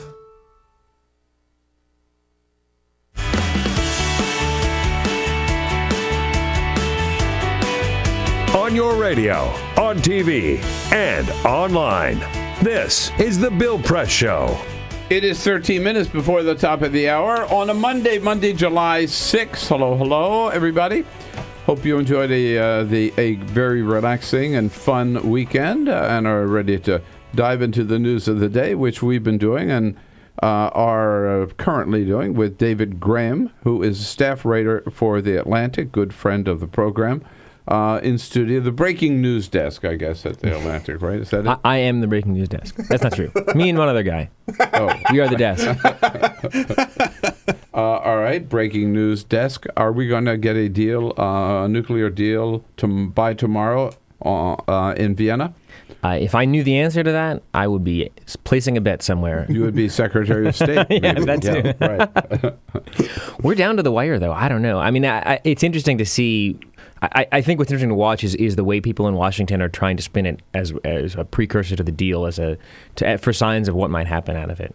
But they seem determined to get it. You know, I think Kerry doesn't want to have spent this much time on a deal that doesn't come through. At the same time, they don't want to walk away with a bad deal. And I think the president understands that. I mean, I've heard him say several times at the White House, don't get me wrong, he says, I will walk away from a bad deal. I am not going to just give up the sanctions and then still have them on track to building a nuclear bomb. And I think the key issue, I believe, is still access, right? I mean, verification. Right. They have to be able to get in on a daily basis and make sure Iran is not undercutting the deal by building more centrifuges or actually moving toward a bomb. Yeah. I mean, supporters of the deal have said, or of negotiating have said all along, look, the advantage of this is that if a deal doesn't happen, we have incredible credibility worldwide. We can say we tried, and it's much easier to push further on sanctions. So we may get a chance to see the extent to which that's true. I think that there's either way, negotiation was probably a wise move, and we will see what the result is very soon. It also seems to me that Iran has a lot at stake here, too. Oh, yeah. In terms of moving into the 21st century, right? Mm-hmm. They cannot continue to be the outlier nation. And let's face it, they wouldn't be at the table if not for the fact that their economy is really hurting. Mm-hmm. The sanctions have these sanctions have, there's always a question about whether sanctions work or not. I don't think in this case they have. Yeah. I think what's interesting is we look at this deal through the lens of American politics, and we see all the factions and the fighting, and tend to think of Iran as sort of monolithic. A colleague of mine wrote a great piece about the internal politics in Iran on this, and it's the same sort of jockeying among factions, and the negotiations are a matter of both dealing with the international partners, but also trying to juggle domestic politics and get everybody in line. And I think you see the Iranians doing that in the last few days, just as the administration is here. Mm-hmm. I want to come back to domestic politics for a second. We now have 14 Republican candidates, and we haven't seen the end of the streak yet. We still have Scott Walker and John Kasich that we know of to go. So it's going to be at least 16. When's the first one start dropping out? Ooh, that's a good question. When do we usually start seeing people drop? Sometime in the fall, maybe, if they can't raise money? I would think around the time of the first debate. Some who don't make the stage in the debate, because so many of them depend on a good performance in a debate just to keep going. That's what kept Newt Gingrich going the last time. That's right. Nothing else. Yeah. Well, I'm sorry, and money. The guy from Las Vegas, Sheldon. He had the sugar daddy Sheldon Adelson. Yeah. Sheldon Adelson. Kept him going. Right. So what do you think? I mean, this fall we'll start seeing. I think so. I want to know how they play the debate. The guys who make it and the guys who don't make it. Because let's say you make it, but you're number 8 or 9 or 10. You're polling around 3. You got to get up on there with 10 people in a huge crowded stage, barely any time to talk, and do something that will really get attention and drive up your poll numbers. I feel like the tendency is going to be to say something pretty outlandish. Yeah. And there are guys who will say things that are pretty outlandish in this group. Ted Cruz, Mike Huckabee, Bobby Jindal. Ben Carson says outlandish things without even intending to. Trump says them absolutely intending to. Yeah. No, I think it's going to be a real. And I want to say, the ones who don't make it onto the big stage, there were talks about whether or not they were going to be their kids' table, a second-tier debate, the NIT of presidential debates. I'd love to see that, because that's just going to be nothing but people flinging things at each other. Oh, that's going to be wild. Yeah, absolutely. It's going to be nuts. Donald Trump will begin by attacking every one of the other 9. Yeah. I bet you. Mm-hmm. He will start and go down the road by name. Here's what's wrong with you. Here's what's wrong with you. Here's what's wrong with Jeb. Here's what's wrong with Carson. Yeah. I'm telling you, he has nothing to lose. Nothing to lose. Right? Well, a lot of money. He's already losing money. He's losing a ton of money. Yeah, but he's got so much to start with. So he says. He claims he's worth $9 billion, and $3.3 billion of that, he says, is in his brand equity and his reputation. But he's tearing that down by the day. So even if you believe his ridiculously inflated numbers, he's tearing right through it. He's going through a third of it already, I think. Yeah, I love it. No, it's great for us because of the 10. If the way the rules are set up right now, there's no way. I mean, he's number 2 in the polls. Oh yeah, right. He's on that stage. He'll fall some, but I don't think he'll fall out of the top 10 unless he does something really out. I mean, what? I take it back. Well, we see it as really outlandish, but that's only going to help him. And some of these comments about the Mexican stuff that helps him in some circles. It does indeed. Yeah. Fun to watch and a lot of fun, even more fun to do it with you, David. Thanks so much for coming in. Thanks for having me. You know how to find him, The Atlantic, theatlantic.com. I'll be right back. This is the Bill Press Show.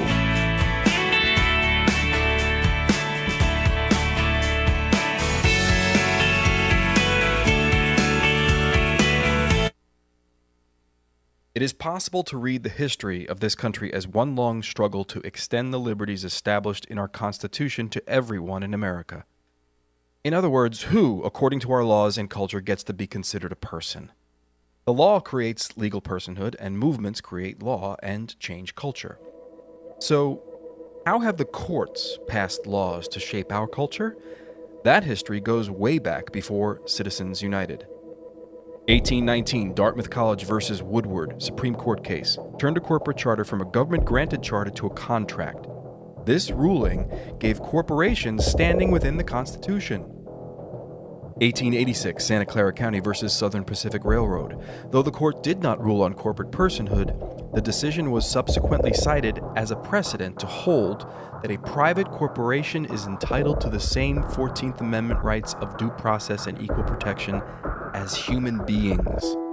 This makes it impossible for us to make laws that treat local businesses any differently than giant multinational corporations, even if their business practices are deemed to be harmful to workers, the environment and communities, or if they have a history of violating the law. Hale versus Henkel, 1906. The court granted corporations the Fourth Amendment search and seizure protection. Dodge versus Ford Motor Company, 1919. The Michigan Supreme Court says the business corporation is organized and carried on primarily for the profit of the stockholders. Stockholder primacy is established.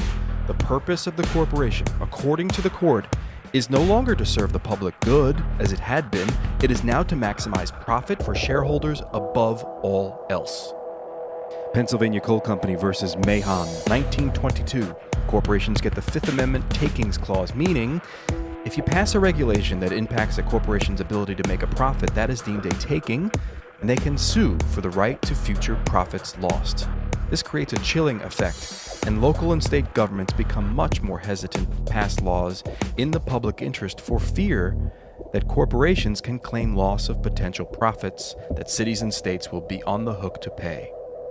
Buckley versus Vallejo, 1976. The Supreme Court rules that spending money to influence elections is protected under the First Amendment, in effect saying that money is speech.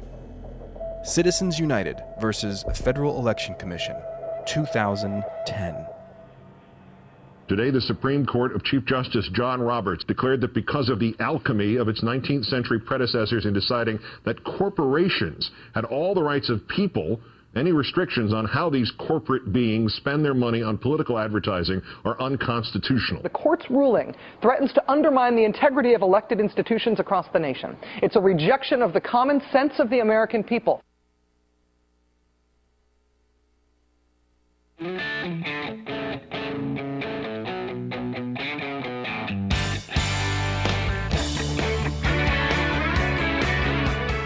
The Parting Shot with Bill Press.